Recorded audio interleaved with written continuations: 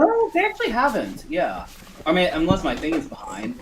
All right. Well, we are live now, so anyone can tune in and watch. Yep. So there we Let's go. do a introduction. Yeah. 3, 2, 1. Welcome everyone to a preseason broadcast episode of Football for Fun. I am Depressed, the Texans fan. I am Delusional, the Panthers fan. My team is better than both the teams playing tonight for sure. Yes, definitely. My team's going to trade for Trey Hendrickson. I heard that. Ooh, yeah, that does seem to be the case. Well, maybe. Hope you all are doing well. Today we are going to be broadcasting the preseason game between the Bengals and the Commanders. Like my co-host texted me earlier, why are we doing this? Well, that's a good question. Honestly, we don't really care about either of those teams. Although I guess there's a little bit of like intrigue with like Trey Hendrickson and Terry McLaurin, who are, I mean, they're not playing, but there's something to talk about. Brian Robinson as well. But we just wanted to kind of practice broadcasting. And also it's football, so why not, right? Absolutely. Now, I was questioning earlier why we were doing this because I thought we had a reason for it. It was just a specific reason other than we want to, or why not. So I was trying really hard to figure that out, and I couldn't, so I just had to ask you. It turns out we didn't really have a reason. Right. There's no reason. We could. It's just such a pity we couldn't broadcast the Texans-Panthers game together because I was on vacation. So I don't regret the lack of a broadcast for that game. That was not fun for me to watch. Yeah, but the result was not a pity. Sure, it wasn't. Yeah. I haven't watched the highlights or anything. I mean, I saw a few plays, but do you have any thoughts about the game? My thoughts are that literally the entire Panthers fan base overreacted to it. I mean, our offense had a bad series, but it was sort of like our first drive against Cleveland where our receivers, or in this case our tight end, actually did not help out Bryce. We had a drop, and the offense just stalled out. And it's against one of the best defenses in the league, so I don't see a reason to be concerned by it. There was one play, I know I sent it to you because it was the one thing I liked from the game, where Ted McMillan had clear separation on Derek Stingley. Andy Dalton just couldn't get the throw to him. So, couldn't get the pass to him, you know what I mean. But Ted McMillan looks really good. That's my good takeaway for Carolina. Everything else was pretty bad. It was not pretty, but, I mean, we got to keep it realistic. Carolina's not at the level Houston is. We're supposed to look bad against Houston. Yeah, I mean, I didn't really take too much from it. I mean, I saw, like, one highlight play, like, apparently C.J. Stroud threw a touchdown to Nico Collins, which, I mean, everyone's going crazy, but it's like, it's C.J. Stroud to Nico Collins in a preseason. Yeah, that was like, it's not like J.C. Horn was, I hope J.C. Horn wasn't guarding him, but it's not like that was a super complicated play. It was just straight to Collins. Good stuff, obviously, but it wasn't super special. I mean, it's a good play regardless, but it did seem like it's a little bit, I mean, yeah, but I thought it sounds like Jayden Higgins had a pretty good game, and also from what I saw from a few like reels or whatever, it seems like Ariante Irsay had a pretty good game as well. He certainly seemed to, yeah. Line is improving based on the preseason, which hopefully that translates to the actual games. Because like I've kind of been saying, like I think a lot of people think that like somehow we're going to regress offensive line, even though we trade Tunzel. But honestly, well, one, it's hard to be worse than we were last year. Let's just put it out there. But also, I think you can just do things like improve the scheme, improve the cohesion and things like that. You have a better play caller, better offensive coordinator in this situation. So, yeah, I think there's a lot of optimism for us to maybe go from like the 32nd offensive line to like the 21st. Right. Well, we'll certainly see. But as far as I can tell, the Texans' offensive line has been performing better this year, so that is a good sign. As for today's game, though, Washington Commanders taking on the Cincinnati Bengals, I've heard that both teams are going to be playing their starters, at least for the first series, probably 2 or 3 series. Maybe, I don't know how long, but we are going to see the starters. That means Joe Burrow, Jamar Chase, probably T. Higgins, guys like that for Cincinnati. And then Washington, we get to see Jayden Daniels. So I'm looking forward to this. We're going to see some legitimate football, or at least on offense, because as we all know, the Cincinnati Bengals neglect their defense completely. I tweeted out earlier, it's like, because they were trying to bring in a guard, I think. I was like, okay, well, the best defense is more offense, says the Cincinnati Bengals probably. This is ridiculous, but it makes it really fun to watch. We're going to see a lot of offense, probably. This is probably going to be an entertaining preseason game, so hopefully we enjoy the show. Seems like it. I mean, we'll see what happens, but one thing I got to ask, as they're kind of panning to him and things like that, is Trey Hendrickson.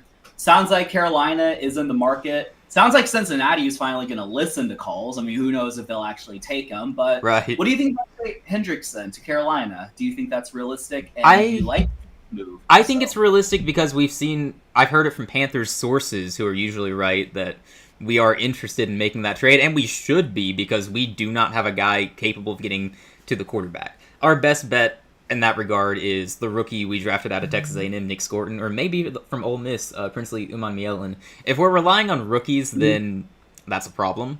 So, I mean, because these aren't first-round picks, although they could have been, but these are second-round picks that we're relying on. Second, maybe third. So we would like to have that proven veteran presence, the sack leader from a year ago, right? 17.5 sacks for Trey Hendrickson. We would love to have that. That's missing. Yeah, I was like 17 sacks, yeah. Yeah, so that's something we need in Carolina. The problem for me is we're going to have to pay a hefty price for him, and we're going to have to, pay him. We have to give up, I think they want a first-round pick, or at least a second-round pick and a young defensive player, which I personally do not want to give up either of our young defensive players that we drafted this year. Right. So that would suck. I'd rather give up a veteran. I'm okay paying him 2-3 years. I don't really want to go 4 years into his age 34 season, because you have to take that into account if you're going to trade for Trey and extend him. How long is he going to be productive, right? Because he's already 30 years old.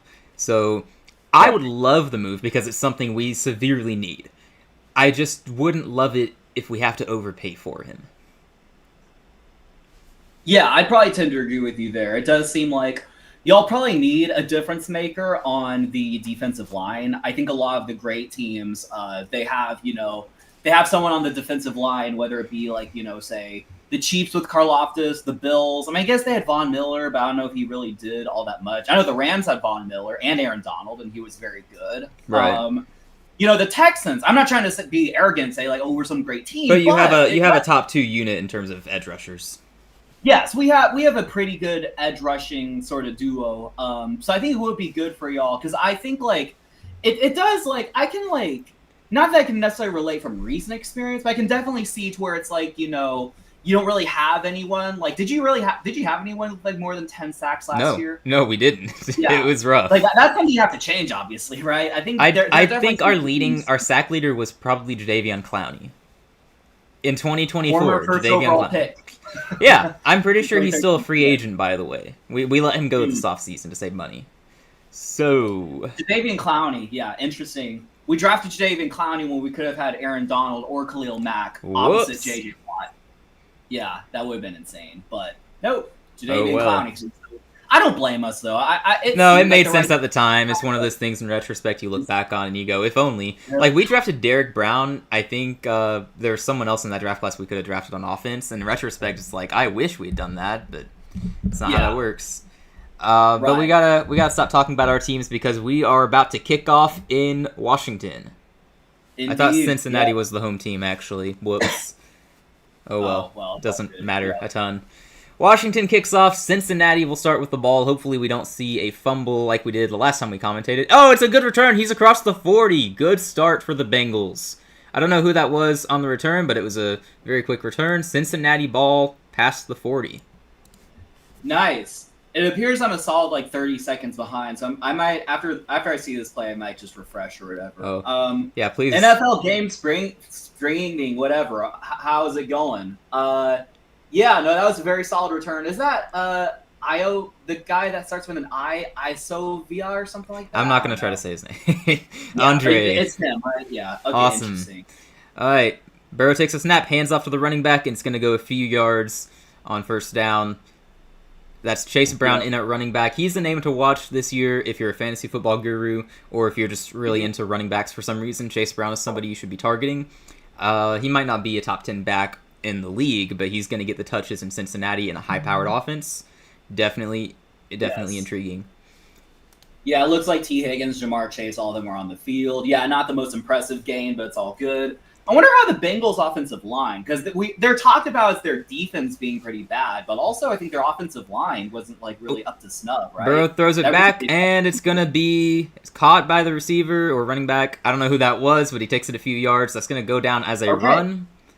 It's thrown backwards. Not bad. Nice. Yeah, to your point, the offensive line has had past issues and we're just kind of assuming they're going to be fine this year, or at least good enough. I don't really know much about their offensive line. I think they're solid overall. Good enough. It looks like the Commanders have most of their starting defense in. They aren't a very impressive defense, but they have some older names like Marshawn Lattimore. They got Frankie Louvu in at linebacker, one of the most underrated in the league. He used to play for Carolina, so I'm a little biased. Oh, Burrow takes a handoff. He throws. It's going to be caught for a first down. It looks like right at the sticks. Looks like that was to the tight end. The tight end? Yeah. Who's their tight end? Is that Hudson? Yeah, I don't know. Last name Hudson. Good catch by Hudson, though. If he held on to it. No, it's a drop. Oh, he dropped really? that. That's going to come back. Let's see, yeah. Yeah, it bobbled. I mean, that's not... Yeah, that is a blatant drop. They're not even going to have to go into review for that. That's just, you see it, you're done. That's fourth down for Cincinnati. The Cincinnati offense just went 3 and out. Yeah, by the way, Hudson is not showing up on the Bengals depth chart. Let me try to... I think that's a tight end, Tanner Hudson. I think that's his name. Yeah, okay, Tanner Hudson, but they have... it's interesting that they're not playing any of the stuff, because they have Mike Gesicki, Noah Fant, Drew Sample, and then Eric All Jr. as the listed tight end. Oh, Cincinnati offense staying on the field, by the way. Okay, 4th and 3, they're going to go for it. They're giving the fans what they want in the preseason. Love to see it. They have an electric offense. They should be able to make a 4th and 3. 3 and out is one thing. If they go 4 and out, though, that is... I can't imagine the fans are going to be too pleased with that. Right. All right, they're lining up. Plenty of time. What are they going to do? Probably just a short pass. You think you're going to go to probably your most reliable guy, Jamar Chase? Would make the most sense. Slant or something like that? Yeah, let's see. Give it to Chase on a slant. That should be unstoppable. Yeah, are they going to snap the ball? It's getting close. Oh, my goodness. They're going to call a flag here. I think Louvu jumped, or maybe... Wait, let me see. We're going to have to wait and see. I don't know if the offense jumped or if Louvu just ran offside for no reason. That looked like he just ran offside. Yeah, it Yikes. looks like... I'm looking at the replay, or looking at the play. I mean... Yeah, I think the Commanders guy just ran. Frankie Louvu, my guy, you can't do that. It's 4th down. The Bengals are gifted a first down to start the series here. Wow. I guess we'll never know what their play call was on 4th and 3. Yeah, I would have loved to see that. Yeah. No. I'm sure there'll be more like 4th and shorts that we'll see what Zach Taylor tries to do. But 1st and 10 from the Commanders' 46, though. Burrow hands off to Chase Brown, and he's not getting far. No, he keeps going. Good gain from Chase Brown. Initially stopped short, it looked like, but he turned that into something. Nice. Good stuff. I believe that was Chase Brown. Again, that's the name we are watching this season. Everyone's talking about Bucky Irving as the breakout running back this year. Chase Brown is a name you should be watching, though. Yes. Chase Brown, I think, is definitely an underrated name that a lot of people aren't really talking about, but if you're the Bengals, you have to feel like you need to establish the running game. Obviously, your passing game's elite, but... you also need to, just establish that running game. So I think that, 2nd and 4, Burrow throws. It's completed for the first down across the 30. Looks like that was to Chase. Pretty simple pickup. 1st and 10, Cincinnati. Yep. Nice. Yeah, that was just a simple route. He just stopped right at the first down and kept going. Oh, there we go. We just had messages disappear from chat. Was that you? Yep. Was that you deleting messages in the chat? Yes. All right. Awesome. There we go. All right, 1st and 10 from the 29. Burrow has the ball, and he's throwing deep.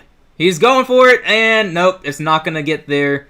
There was very little shot of that being completed, but there's a flag on the play. They might be calling defensive pass interference here. DPI. That would be interesting. Let's see. If they call that was absolutely worth it. He was thrown to Chase on the right side of the field, going for the touchdown. I think they're going to call holding. Yeah, overthrown. It was also an awkward body position, it looks like, for Chase to try to grab it, but also did look like maybe the other he's guy being held there. If he's not being held, he might have gotten that. Yeah. He didn't have the angle for it. Yeah, he was holding him like this. Yikes. It's going to be a hard sell for the, for the other guy. No, that's going to be 1st and goal for the Bengals at the Commanders' 4-yard line. I feel like Cincinnati's barely done anything on this drive, so it's a little absurd that they're about to score. Burrow is going to throw it into the end zone, and it's dropped. It's dropped by number 87 in the end zone. That should have been a touchdown. He could not bring it in. Gonna be second. Is that and goal. Sample? There's no way is that Sample? Because that would have been 2 drops by him. That was. I don't know who that was. It was a tight end, I believe. Yeah, he should have held on to it though. It was good defense though. Credit where it's due. Good defense. Yeah, that was good defense by whoever was guarding the tight end there. Yeah, I think that is Hudson's. That's 2 drops by Hudson, which is not ideal if you are him. Not at all. Tanner Hudson, that is. Second and goal from the 4. We'll see what Cincinnati draws up here. What's going on? They call a timeout? Yes. Hey, we have more fans. Welcome. Yeah, I'm loving these bots. These bots are great. They're keeping us company. Yeah, for sure. Oh, it's a timeout by Washington. 30-second timeout for some reason. Seems like an odd time to call a timeout if you're Washington. You're just trying to keep them out of the end zone, but your defense has been playing well. So I feel like you shouldn't be that worried if you're trying to lock them out. Like, so far, keep doing what you're doing. It seems to be working. All eyes on Jamar Chase here, though. If you're in the end zone, you would think the ball's going to Chase. If he's doubled, then T. Higgins is probably on one-on-one. Absolutely. T. Higgins should be an option. You could even dump it off to the running back. Chase Brown could take it in. It's only 4 yards. Yes. All right, they're lined up. Second and goal from the 4. Ball is snapped. It is a handoff to Chase Brown, and he's going to go a couple of yards. It's going to be 3rd and goal short of the end zone. Not much. Not much. I've not liked what I've seen from the Bengals offense here so far. It's been, I like that they're trying to establish the run and everything, but haven't seen anything interesting so far. They've been very much helped out by Commanders' penalties here. Yes, they have been kind of helped out by penalties. It'll be interesting to see what they do on 3rd down, like if they try to run it again or they try to pass. Because you would think, I don't know, like you might think, obviously it's like preseason. Well, they're snapping the ball, though. The guy's in motion.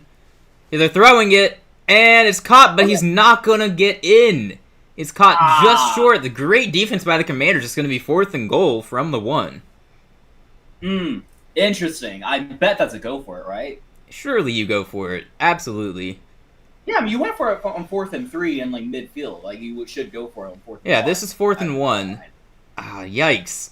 He did a good job reeling in the catch. It was a good throw. Just didn't get into the end zone. Great defense. Yeah, that was a good play by him.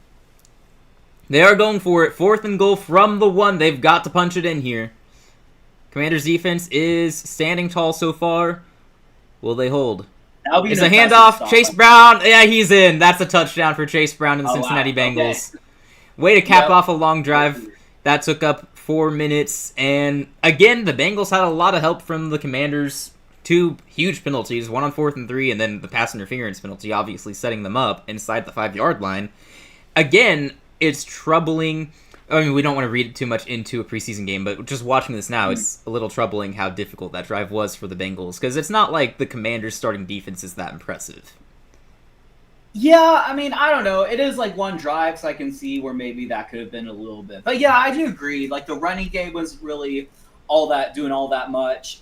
You had multiple 4th downs that they were going to go for it, but one of them, obviously, they got bailed out by a penalty. But yeah, what I was saying earlier, yeah, like on the goal line, it's pretty interesting because, even though their run game hasn't been the most impressive, I could see how the Commanders, they were like, I mean, you have Jamar Chase and T. Higgins on the field, so they're probably allocating a lot of resources to defending them. So they're probably just thinking like, okay, let's just run it through. But as a whole, like, I mean, it's like not ideal. Also, it is good to remember that the guy did have a crazy return, so the Bengals didn't really have to sort of go far down the field. Yeah, it was only 60 yards. And half of that they got on a penalty. Yeah, right. So it'll be interesting to see if they get another series like the starters do where they have to go more like 80 yards, like the normal length, right? 88 or 80-75. So. Well, at this point, normal is just, on the kickoffs, it's 30. It's from the 35 usually, right? That's true. Yeah, I do forget that. Yeah, I'm still old. It's kind of crazy, all the change. Yeah, so it'll be, I mean, they got the touchdown, they got the score. That's what matters, and we'll see what the Commanders have in store. Well, if I had to guess, Jayden Daniels is about to shred this secondary or run over the defense, whatever he wants to do. Basically, whatever. He can do anything. The Bengals defense is not good. We've talked a lot about the Bengals defense. I think we mentioned it last week too, because when we were recapping preseason week 1, Tanner McKee just shredded them. It was rough. So we know they don't have the depth, and I think they played starters against him too, so that says plenty. But also, they were not playing with Trey Hendrickson, obviously, so they're missing their one good player on the defense. Sure. So that's a big storyline here. But I would assume, because he's still not playing tonight, I would assume the Bengals' defense is not going to be up to the challenge here, and the Commanders' offense should not have much trouble scoring. Yeah, no, you wouldn't think. I mean, like, yeah, Bengals offense has been doing really good. We'll see. But yeah, I think the Commanders offense as well. Like, yeah, it seems like Jayden on his series or two should be able to do a lot. Bengals, I mean, they could surprise us. The Bengals could surprise us with like a stop or something like that. But it would be a surprise. Yeah, give him that Tanner McKee to let you up. It will be a surprise. Absolutely, but you never know. We could be surprised, like you said. I wouldn't be predicting that, but we will see. I wouldn't oppose a surprise. Yeah, I wouldn't bet on that either. I think it's more likely that the Commanders get a touchdown than that the Commanders don't get a touchdown, but we'll see. So Jayden Daniels warming up. We're going to see him on the field pretty soon. Looking forward to it. Have not seen the Commanders starting offense since last year. A lot of people are talking about the sophomore slump idea for Jayden Daniels. I don't think we're going to see a slump from him in terms of production. It might be that they don't win as many games because sometimes that's just what happens. You improve your team, but the win-loss record does not reflect that. So that's kind of what I expect for Washington. I don't see them winning 12 games again this year. I wouldn't be surprised if they missed the playoffs. Like, we had a lengthy discussion between them and Dallas. Like, we were considering the idea that Dallas could possibly surpass them with the Dak Prescott healthy this year. I am not predicting that yet, but the fact that we were close to it, like, it's a feasible idea. I don't know, it just goes back to the offseason. Washington did not do much to address their defense, but hopefully they can be the Cincinnati of the NFC and their offense just wins them games every week. Speaking of which, their offense is coming out on the field right now. Here we go. All right, let's see it. Yeah, the sophomore slump, you can cut me off if they do a play, but the sophomore slump is like a pretty interesting discussion because I think a lot of it had to do with C.J. Stroud's, sophomore slump. Finally, I'm saying finally, not a bot. Welcome to the chat. Hope you're doing well. Apparently the stream was crashing for him, so that's unfortunate. Hopefully it doesn't do that anymore. How's it going, The Go? Welcome to our stream. All right, it's going to be 1st and 10 from the 26. Commanders have the ball. Looks like Brian Robinson. Is that him? That's a good run. He gets an easy first down. That's about 15 yards. Future Texan, question mark? Future Texan, right? No, I sent you that earlier. Somebody tweeted it out suggesting the Texans are a good fit because... Oh, I'm sorry. That was Deebo Samuel. On the... is that a Jeff definitely not a future Houston Texan. Yeah, you hope not. That was Deebo Samuel. Okay, good to see Deebo Samuel in for the Commanders. I completely forgot about that storyline. Yeah, I mean, it looks like we're kind of getting a sneak peek as to, like, the types of plays that the Commanders are going to run with, like, Deebo Samuel. This time it's a handoff. Huge run. Where is the defense, Cincinnati? Where's the defense? Oh, my goodness. Yeah, Washington is making quick work of this. Is that Brian Robinson or is that someone else? Brian, I don't think Robinson is playing tonight, actually. So I don't know why I ever said that. That's a huge hole. Is that, can't tell, 36? That isn't. I don't know who that is, but he just ran good 30+ yards. Good grief! He's finished a bunch of homework. Nice.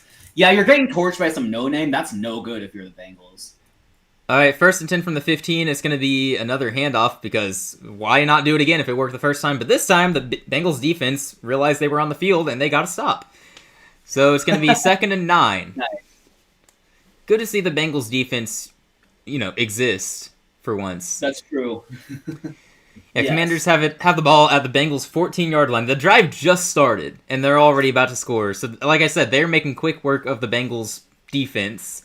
2nd and 9, about to take the snap.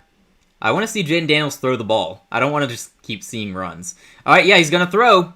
He's got plenty of time. He's moving up into the pocket, and it's another run. He's running. Oh my goodness, he just ran that in for a touchdown. He just ran it in for a touchdown from the 14-yard line.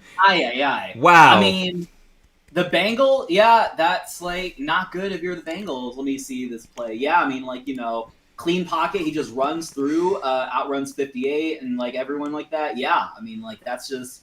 The Bengals' defense point, they're just so soft. I mean, it just seems like they're just kind of, like, there. They're just, like, I don't know, little, like, I don't know. They're just little people on the. I was trying to think of an analogy, but I couldn't. There's no analogy for how bad the Cincinnati Bengals defense is. No, there was like a concept I was thinking about, but by the time I actually come up with it, it won't be funny. It's a cartoon. It's like it's the I don't know. PAT is good. It's 7-all, just like that. Wow, they just ran down the field. Literally, they didn't throw the ball once. I mean, they tried to one time, but then the Bengals defense was like, "Here, Jayden, why don't you run it in 14 yards for the touchdown? Go for it." Amazing. Yes, very amazing. So that is exactly what you want to see if you're a Commanders fan, because, like we said, if you're struggling against the Bengals defense in a preseason game or in any game, that's a problem. So if you're a Commanders fan, you should be feeling pretty good about that. You've got these Brian Robinson rumors, so it's good to see another running back be able to, run. So that's good. And then you had your quarterback looking sharp. He didn't throw the ball, but from what we saw, that was a very well put together offense. You got some Deebo Samuel action on the end around or a jet sweep. I don't know what it was. I wasn't paying enough attention, obviously. Like I think, end around. Yeah, I mean, like, it was a very solid showing by the Commanders. I mean, it's really hard to judge based on, like, what was that, 3 or 4 plays or something like that. But if you can get the job done in, like, 3 or 4 plays, then, like, that's really all you need, right? 4 runs, too. It wasn't even, like, anything complicated. It's just runs. Yes. Good grief, man. So that is terrible for the Bengals defense. If I were Cincinnati, I would look at that drive and go, yeah, we're not trading Hendrickson. We're going to pay him instantly. Because good grief, you can't trade out that defense and expect to win games. I really hope they don't have that many starters on defense today, because that was, bluntly, that was pathetic. But you can't do that. Right. Could you look that up for me real quick? I'd love to know how many of their starters on defense are playing. Yeah. How many starters on the Bengals defense? Yes, that running back, by the way, that is Chris Rodriguez. He ran it for 40 yards, so good for him. Oh yeah, I vaguely recall him. He was pretty decent at Kentucky in college. I don't know how long he's been in the league, but good for him. That's a good question about the Bengals. It's kind of hard to, I guess the Bengals, would they have released like a depth chart? I'm sure somewhere. It's somewhere. I don't know. I guess I can just look at the box score and see if there's anything. Osai is in the game. Joseph Osai. Demetrius Knight, rookie linebacker out of South Carolina, he's in the game. Mm-hmm. I think he is a starter at this point. So, yeah. Yep. All right, commercial break is over. We're getting back to the game real soon. Washington to kick off. All right, he's kicking off. They're going to get to return this one, and he is across the 20. He's not going to get very far, though. He does not make it to the 25, so great special teams coverage from Washington. All right, so now we will have a real drive with the Bengals, yes, supposedly. Real drive. They're going to have to go 76 yards this time. And as a reminder, on their previous drive, they were helped out tremendously by the Commanders' defense in the form of penalties. So they went 3 and out and faced a 4th and 3, and then Frankie Louvu jumps off sides for the Commanders, gifting Cincinnati a first down. And then a defensive pass interference penalty gifted them another 30 yards, and then it took them 4 plays to punch it in from the 4-yard line. So we want to see more action here as we snap the ball. It's a handoff to Chase Brown, presumably. It's going to go a few yards, decent run. Now let's go through the air now. 5 minutes later, I found my analogy. The Bengals defense are like the Teletubbies. Oh, I'm sorry. I don't know about the Teletubbies. I know you would if I'll Discord you a picture. Oh boy. They are these guys. See if it loads. All right, second. I'll check that in a moment. 2nd and 7. Joe Burrow about to take the snap. Let's see what he's got for us. He's throwing this time. Empty backfield. Oh? Come on, man. Snap the ball. Got 3 seconds. He snaps it. He's going to throw it. It's a short pass completed. It's going to be a first down, but there is a flag on the play. We'll see if this is on the offense or defense. If it stands, it's a first down for the Bengals. If not, we're coming back. 2nd down. Wow. I don't know who that was making the catch, but good play. It's going to be called on the offense. Oh, man. Maybe Andre? No, yeah, that is Andre Isovas or whatever. Yeah, and it is offside on the Bengals. Yikes. That's impressive. So it's going to back him up another 5 yards. It's going to be 2nd and 12. All right. That is Taj Brooks, a rookie running back out of Texas Tech. That's unfortunate for him. Can't be doing that. No, man. You got to do better, rookie. All right, 2nd and 12. They're definitely throwing it here, you would think. You would think, indeed. I mean, it's a pretty dire throwing situation. Yeah, they're throwing. Protection is decent, and it's going to be a short pass to the running back who can't bring it in. It's going to be 3rd and 12. The throw wasn't perfect, but still, right? You gotta. Why'd you do that? Let me see. I haven't seen the play yet. Yeah, offensive line did not do the best job there. Pressure got to Burrow. He had to dump it off, and running back just couldn't get to it. Yeah. Oh, it's incomplete. Yeah. I mean, I guess maybe there's no one else open, which would be impressive with Chase and Higgins. It looks like Chase Brown. Or sorry, not Chase Brown. Jamar Chase is not on the field right now. Okay, yeah, I guess that makes sense. Burrow is, which is interesting. But... Yeah, you got to give him somebody to throw to. I don't know if T. Higgins is in the game or not. I would imagine not. All right, yeah, Burrow. Oh, so much pressure. He's on the run. He's evading pressure. Wow, this is impressive. How has he not gone down yet? And he's just going to have to... Should have thrown that one away. Wow, he is going down at the 2-yard line. 2? My goodness. Oh, he went down? Wait, really? Okay, wait. Holy crap, Joe Burrow, what are you doing, man? You got to throw that one away. Aye. Yikes. He was doing an amazing job evading the pressure, not going down, but at some point you got to throw that away, man. That's true, especially in a preseason game. Like, I mean, you don't need to be that heroic. I mean, I appreciate it, I guess, but it's just like so unnecessary. Yeah, it's 4th and 29 now. That's not what you want to see here. I mean, if this weren't the preseason and his name wasn't Joe Burrow, then he'd be getting like, he would be, his teammates would not be happy. If this were the Panthers offense, we'd be getting clowned on by now. Yeah, it's not impressive because he's used to this. I mean, I get it. That's funny. But yeah, it's still impressive. It looked cool. It was fun to watch, just disappointing at the end. I thought he was going to make something out of that. Commanders ball. That was extremely disappointing for the Bengals offense. Just another 3 and out. And a huge loss at the end. Like, you end up inside your own 5-yard line from that? That's insane. Sorry, I missed the context. What was not that impressive because he's used to it? Oh, him evading the pressure because of his offensive line sucks. Yeah, that's true. Yeah, I've not been impressed by his offensive line or his receivers. I haven't enjoyed watching Chase Brown either, but I think that's a product of the offensive line in this game. They're not winning the battle in the trenches so far. Yeah, no, that was very much him, like, evading the pressure and stuff. That was very much Deshaun Watson in his prime as a Houston Texan. He would just, like, he had all these, like, Houdini moves and would just, like, evade pressure and things like that. Part of it, I think, was because our offensive line wasn't that good, but he just kind of naturally played that way. So, I guess, like, once you sit out for a year and other things happen to you off the field, you can't necessarily rely on that anymore. Right.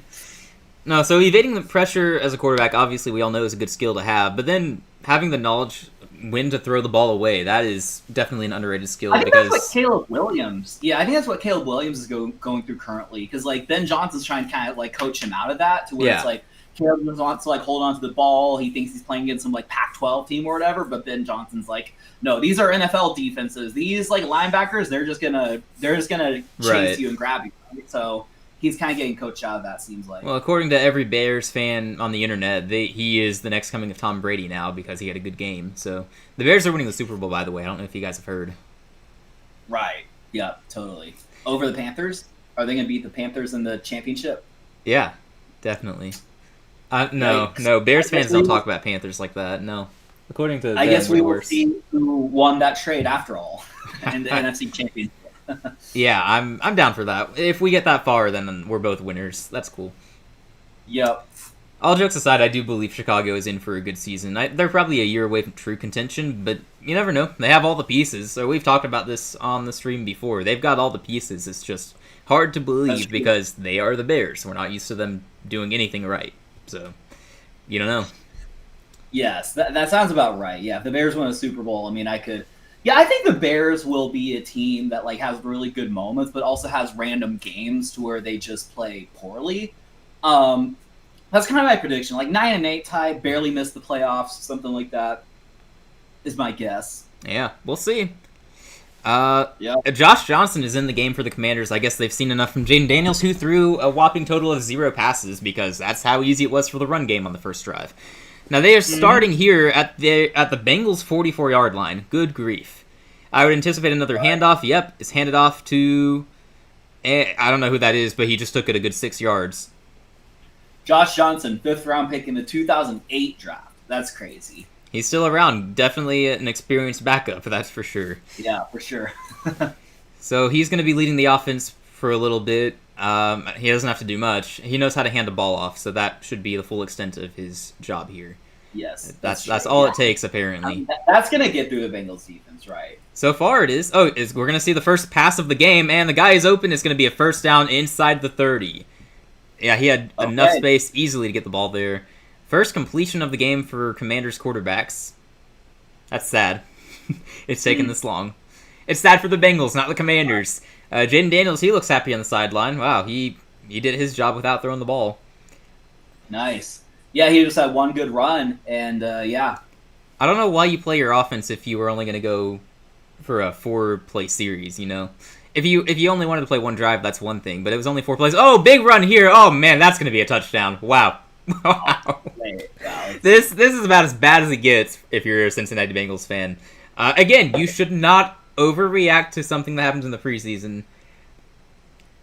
This is really telling, though, for your defense. Oh, my gosh, yeah. That's 27 yards for Ja'Cory Krosky-Merritt, who prefers to go by Bill, right? Yes.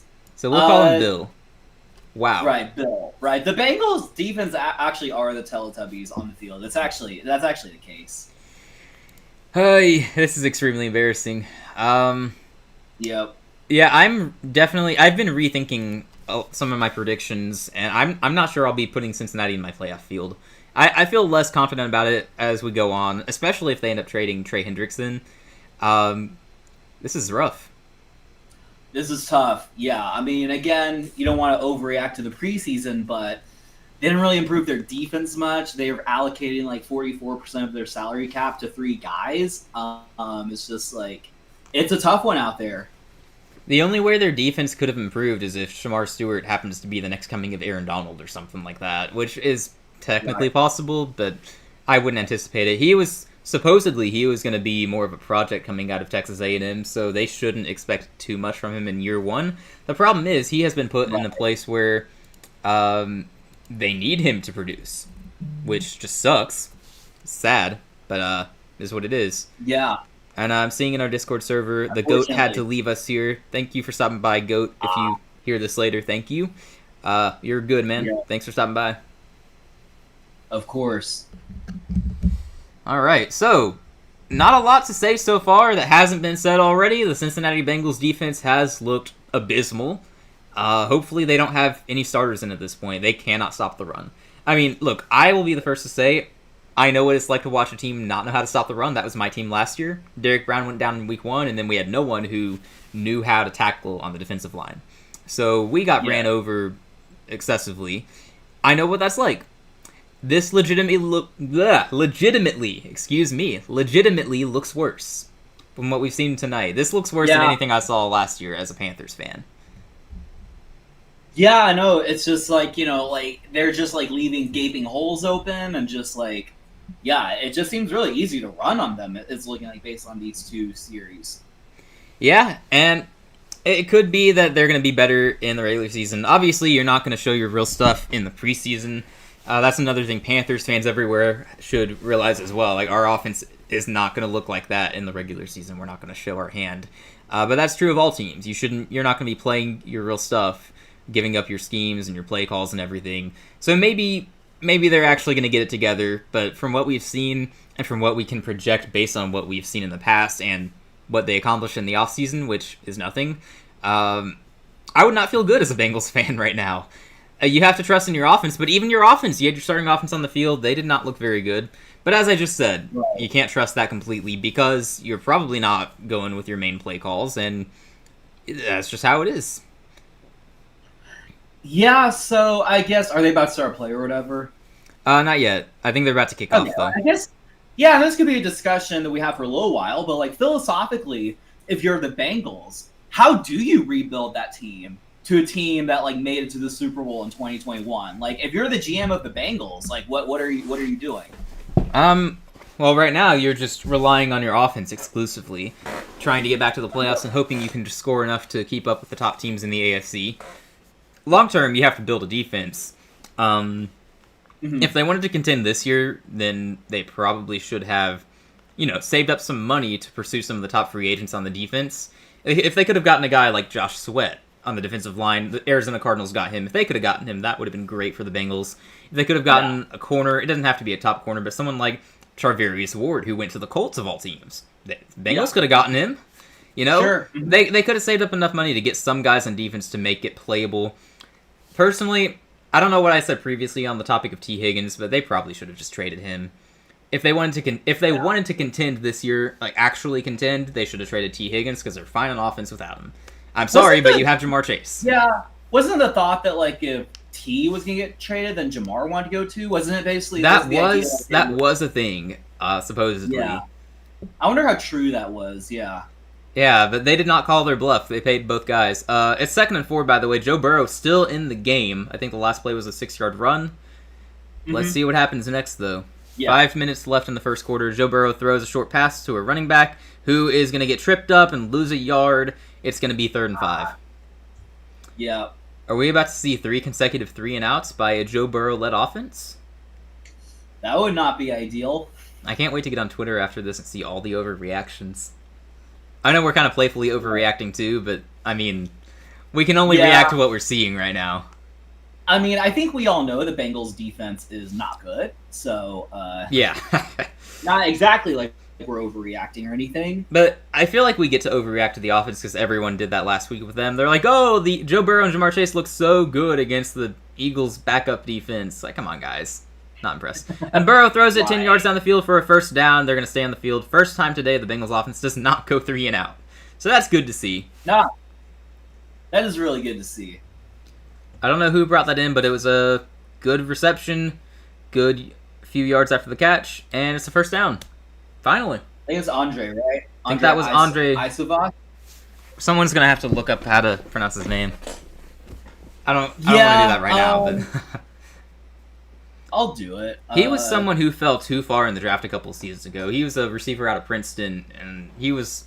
I mean, I don't know who I compared him to, but I was like, why is this guy going in the 6th round? This is a definite sleeper. Yeah. He's been decent so far as a wide receiver 3. I thought he had more potential for wide receiver 2, but we've not really seen him step up yet. But can't fault him for that when you have T. Higgins and Jamar Chase on the team. According to AI, it's pronounced Yosivash. Yosivash? Let me see this video of him himself pronouncing it. All right. And holding penalty on the Bengals, so it's going to be 1st and 20, I guess. That sucks. Yeah. Hey, undoing your progress. Yeah, 1st and 20 from their own 39-yard line. Probably going to throw it here. Yes, he is. He throws it, and it's caught. He's going to regain... No, it was not caught. He did not bring that in, so he does not regain the yardage. It's going to be 2nd and 20. Gotcha. I thought he had caught that for some reason, and then I saw the ball bouncing in the background. Like, nope, he did not get that. Burrow, not having a great game so far. 4 out of 8 for 25 yards. And then, of course, that huge sack where he lost, I don't know how many yards it was, but he went down inside his own 5-yard line. So at least 15-yard loss. Yeah. We need to see a big play from him so the Bengals fans don't overreact. It is 2nd and 20. About to take the snap. Takes the snap. He is facing pressure. Is he going to go down again? Oh my goodness. He is... Oh, it's a fumble. Yikes. There's a flag on the play. That might be unnecessary roughness. Defense really got to him. Oh my goodness. Yes. Looks like a horse collar. I'm guessing that's what they'll call. Yeah. Yeah, they're searching far and wide. It's apparently Yosivash is the guy. Yosivash. So... Bengals offensive line looking terrible here. Watch out for. Yeah, Yosivash looking good as a receiver, but unfortunately, offensive line did nothing to help there. Burrow takes another hit. If I'm in charge of the Bengals here, I'm taking Burrow out at this point. There's no point. At this point, yeah, I would tend to agree. Put Jake Browning or whoever in. Yeah.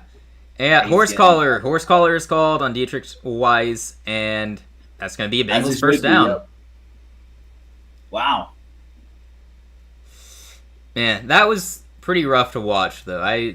That was not enjoyable. Burrow facing immense pressure, gets the horse collar, and fortunately he's fine. But could be a lot worse. Like, Yeah. again, I'd be taking him out pretty soon.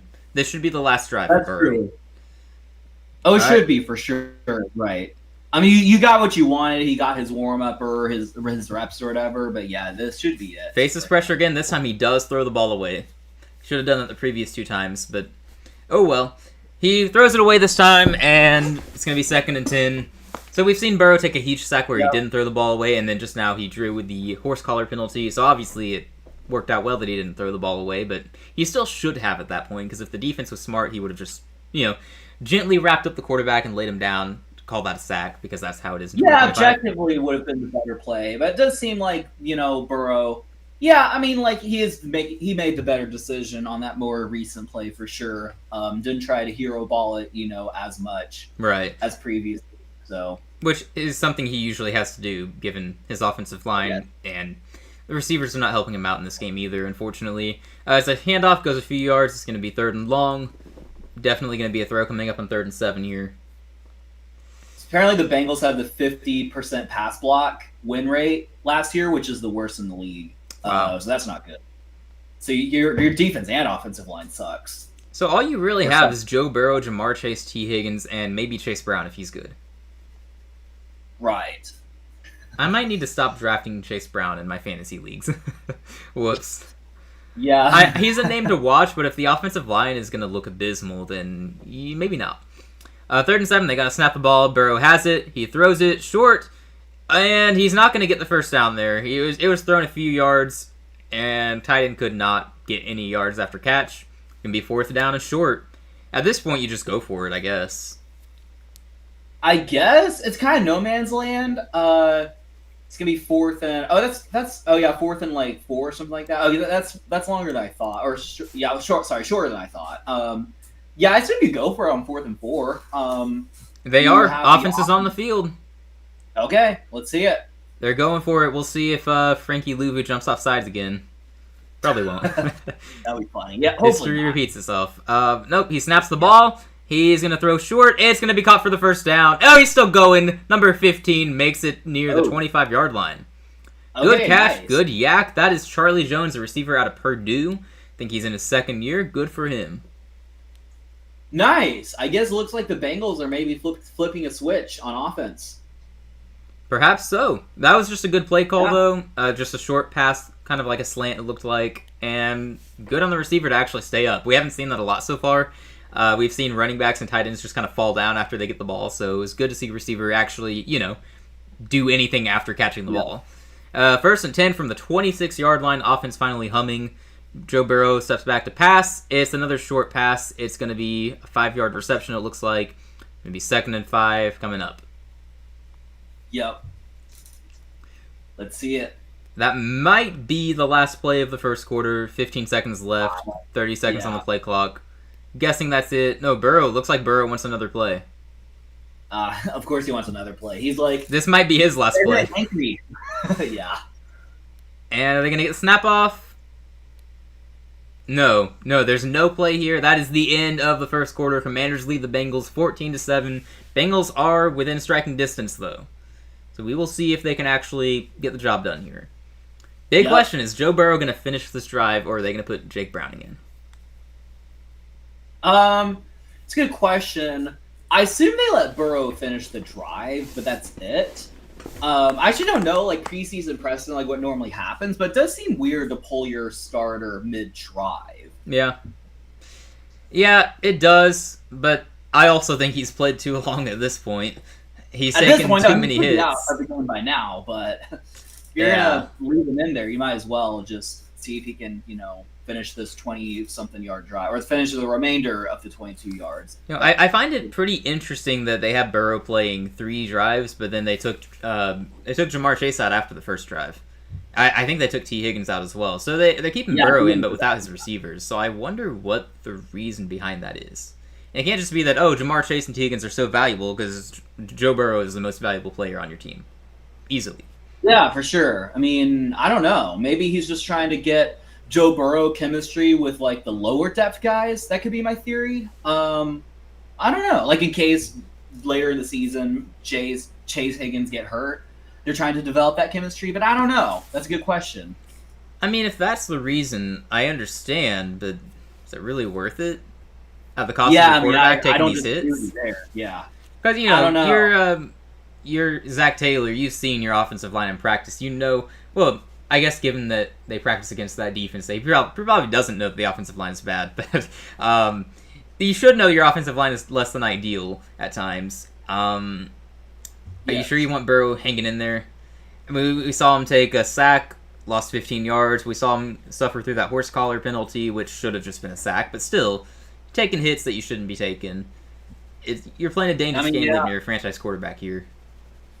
I mean, God forbid you see like an ACL or whatever tear. Like obviously, like Zach Taylor probably gets like fired. Like, I mean, he's not going to get fired on the spot, but he would deserve. It's going to lead to his firing because Jake Browning's going to be your quarterback for a year, and you're not making the playoffs with Jake Browning.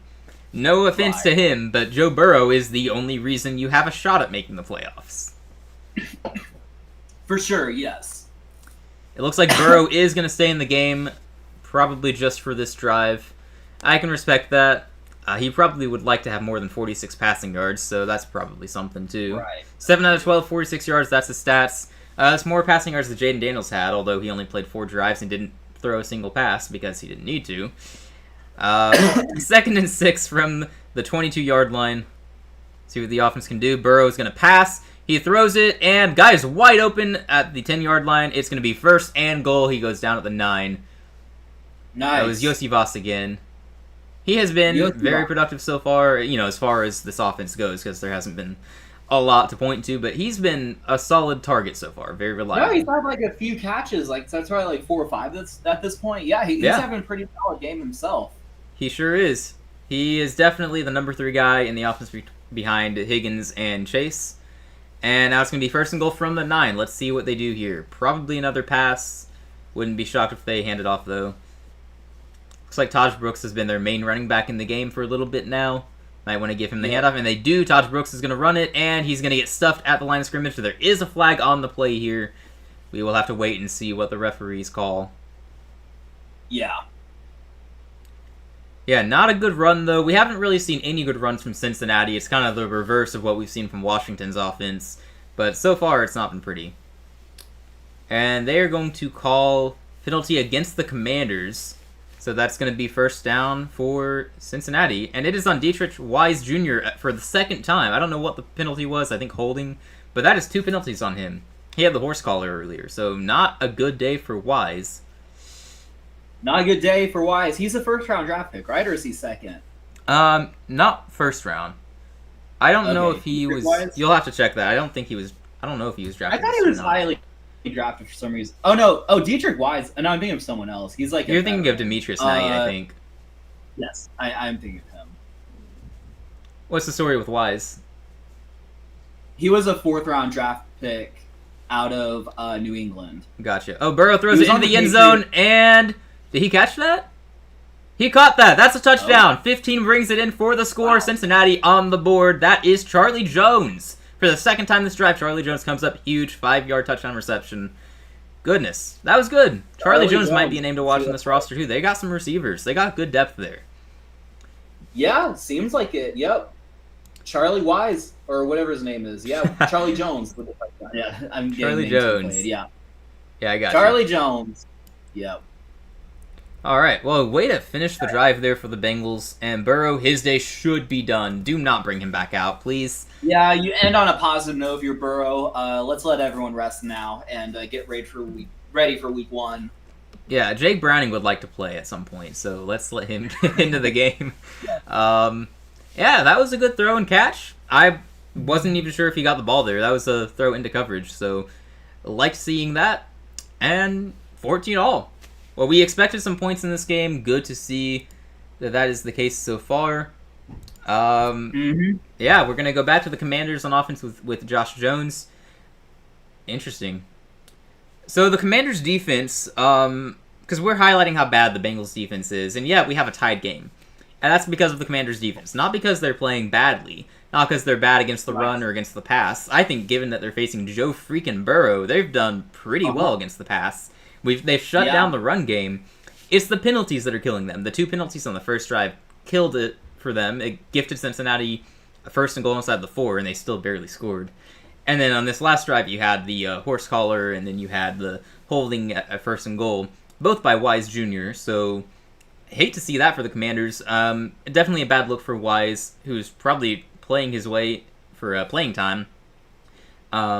Maybe not anymore. He might be losing some interest on that team. Those are some bad penalties to have on the same drive.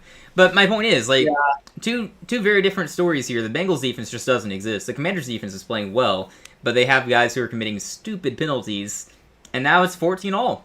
It shouldn't be. It feels like Commanders should be crushing. And here you go, the score's tied. So I would have expected maybe a better showing from the Commanders, maybe? Like, I would have thought that they would, just I don't know, just with the Bengals defense, I thought you could have done more. I mean, although I guess, did they score on all their possessions? Is that right? No, just 2. Bengals scored on 2. Commanders have scored on 2 as well. Well, is that all the possessions, or did the Bengals get 3 and out? No, the Commanders have had 2 possessions. The Bengals have had 3. Yeah. So there wasn't much more that they could have done. But I don't know. Like, I would have thought... I guess I would have thought Commanders would do better, just given that... See, that's where I'm at. I've been impressed by the Commanders' defense, given who they're facing.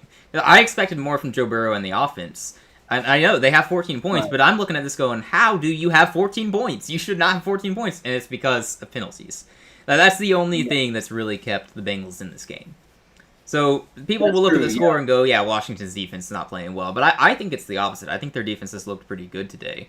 And that's a good sign facing Joe Burrow, because the defense is what's going to be your biggest question mark for the Commanders' contention chances this year. So hopefully they can continue to look sharp in the regular season. Again, can't overreact and read too much into a preseason game. So far, I think they have had a good showing against Joe Burrow. Seems like it. And the game is still not, quite told yet. Like, this could be like a defensive slugfest that ends 20-17, or it could be they might be done scoring for all we know. Right, yeah, for all we know, right? But we'll see. It'll be interesting to see how the game develops. Still most of the second quarter to go, and then obviously the second half. So, yeah, this will be fun to watch. Absolutely. And the Commanders did receive the ball. They've got it around their 29-yard line, so we'll see if they have another easy drive. So far, they've not had to do much, just a few handoffs. And I mean that literally, just a few handoffs. That's all. That's all it's taken. Yeah. So they have ran all over the Cincinnati defense. Let's see what they do here. Starting at the 29-yard line, predictably a handoff, and it is predictably going more than a few yards. He might have gotten a first down on that. I don't know how, but Chris Rodriguez had a good run there. I think he's going to be short just a little bit. Yeah. Let's see the play. I haven't seen it yet. Yeah, that's a pretty solid run. Again, the Bengals defense, what are you doing? But, I don't know. Maybe it looks like maybe he got in from what I'm seeing. He got 2nd and 1 there. Oh, I guess he didn't get in. And that was... bad snap. They're going to lose yards on that. Oh, boy, the Commanders are going to have to throw. That's always the worst, right? Yeah, it looked like it was a bad snap. Center QB exchange to be, immaculate, right? Right. Well, let's see the replay. Maybe it wasn't that bad. It was the quarterback's fault. No, it was high. It was a high snap. Johnson couldn't bring it in, but he wisely falls on the ball and does not turn it over. It's going to be 3rd and 9. Honestly, based on average per carry, you might just hand it off here. Right. I wouldn't even oppose it at this point. No, that's true. I mean, worst case, you get 4th and 2 or something. You just go for it. Right. Yeah. This looks like a defensive formation you could run on. But they're going to throw it, which is the wiser decision, I'm sure. And he throws it. The guy's open. It's a completion. That's going to go for about 15 yards. First down. I guess the Bengals suck on both run defense and pass defense. Yeah, they just haven't had to face the pass very much so far. I think that's only the 2nd pass attempt of the game. Sounds about right, yeah. For the Commanders. But now it's going to be 1st and 10 from the 46. You would expect another handoff. Nope, we're going to throw it here. Johnson throws to the running back, and it looks like it's a running back screen. It's going to go a few yards. Going to be about 2nd and 7. the first good play for the Cincinnati defense. They only gave up 3 yards. Nice. Or I just, think they had one other good play, but yeah. yeah, I'm just picking on the defense. But, no, I got you. You gotta pick on them when you get the chance. I mean, based on the game, yeah. But we'll see what happens here. Maybe they'll step up. 2nd and 7 from the 49. This time it is a running back draw, and that's going to be a first down. You could see that from a few yards out. Just defense is not ready for that one. Good run by it was Rodriguez that time. 1st and 10 across the 50. Yep. Now, watching the running backs here is actually good because we have been hearing a lot of Brian Robinson Jr. trade rumors. I didn't hear those until today. I don't know about you, but that kind of came out of nowhere for me. I approve because I don't think Robinson is that good personally, but I also think they should have already tried to address the running back room. But now we're kind of seeing what the depth looks like, at least. We got a throw from Johnson. He throws about 10 yards, going to be completed. Defense might have gotten there just in time to prevent a first down. Still a good throw, good catch. 2nd and 1. Yep. Let's see the play. KJ Osborne, former Viking. Haven't heard his name in a while. Oh. I didn't know he was in Washington. KJ Osborne? Yeah. Yeah. Who is it that I heard about that was... I think he's on the Vikings, but he suffered a season-ending injury or something. It wasn't Osborne. Are you thinking of Rondell Moore? Yes, I am thinking of Rondell Moore. Yeah. Yeah, he's had bad luck. He could have been really, really good, but he's had some really unfortunate luck in the NFL. And the Commanders just had a carry that went for a first down. It was 2nd and 1, so I won't give the Bengals a hard time for giving up 4 yards on a 2nd and 1 play. Yeah, 4 yards. All right, 1st and 10 from the 31-yard line. I don't know what they're doing here, but I would assume they're going to gain yards. It's a handoff. Yeah. Oh, wow, he didn't gain yards this time. Okay, credit where it's due. Cincinnati defense got a stop there. Bengals defense stepping it up. Let's go. I don't know who Burks is, but he was there for the stop. Running back did not make it very far. It's going to be 2nd and 9. IMAC's starting job. Oh, yeah. Yeah, that one stop is going to get him a job on the starting defense. Yes. I wonder if you and I could go try out for the Bengals defense. Sure we could. Yeah, we would do as much as they've done for parts of this game. That's true. Just staying there. Yep. I'm participating. I'm on the field. All right, ball snapped. You're going to throw it. He's throwing deep, and that's going to be picked off. That was a bad throw. That was a bad throw. 26 gets the interception. Bengals defense made a play? The Bengals defense makes a play. They sure do. Whoa! Josh Johnson intercepted by number 26. I don't know who that is. Broadcast is saying Tyson Anderson. Yeah, he just floated it. Yeah, I mean, floated to double coverage. That was not a good play. Terrible decision by Josh Johnson. I don't know why you feel the need to do that.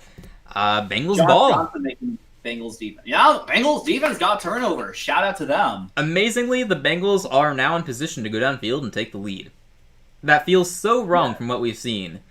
It feels so wrong, but penalties and now turnovers are holding back the Commanders' offense and defense.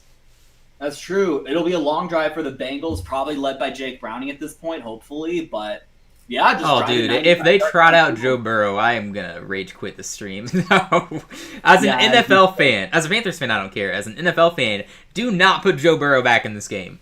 No, you've seen him. It makes zero sense at this point, right? Yeah, you've already seen him play. You've seen your offensive line try to get him murdered on the field on live television. Do not put him back out there. I wonder if the Bengals will trot out Desmond Ridder or Jake Browning. Well, for the sake of entertainment, not Desmond Ridder. No. Or Peyton Thorne. Peyton Thorne. Wow. Put the unknown guy out there, because why not? Peyton Thorne out of Auburn. I've watched a lot of Auburn games because my folks are Auburn fans. Mm-hmm. You don't want Peyton Thorne on the field. Just, no. Okay. Maybe as a decoy. I mean, look, Peyton Thorne's a nice guy. I think he should have gone into coaching, but no, you don't want him in at quarterback. Spent 6 years in college. Yeah, that says just about what you need to know. Yeah, he was in college for a while. He's got experience. Former Michigan State starter, and he started at Auburn, and Auburn has sucked for the past 5 years. He's a part of the reason why. Mm-hmm. Also coaching, but he was not a good quarterback. Right. I will say he's got legs though. He can run. He's got that dual threat ability. Not the best. That's true. He did rush for 500 yards in his 2023 season at Auburn. Yeah. So he's capable. For a 6-6 record. Yep. Yeah. Auburn football. Woohoo. Woohoo. All right.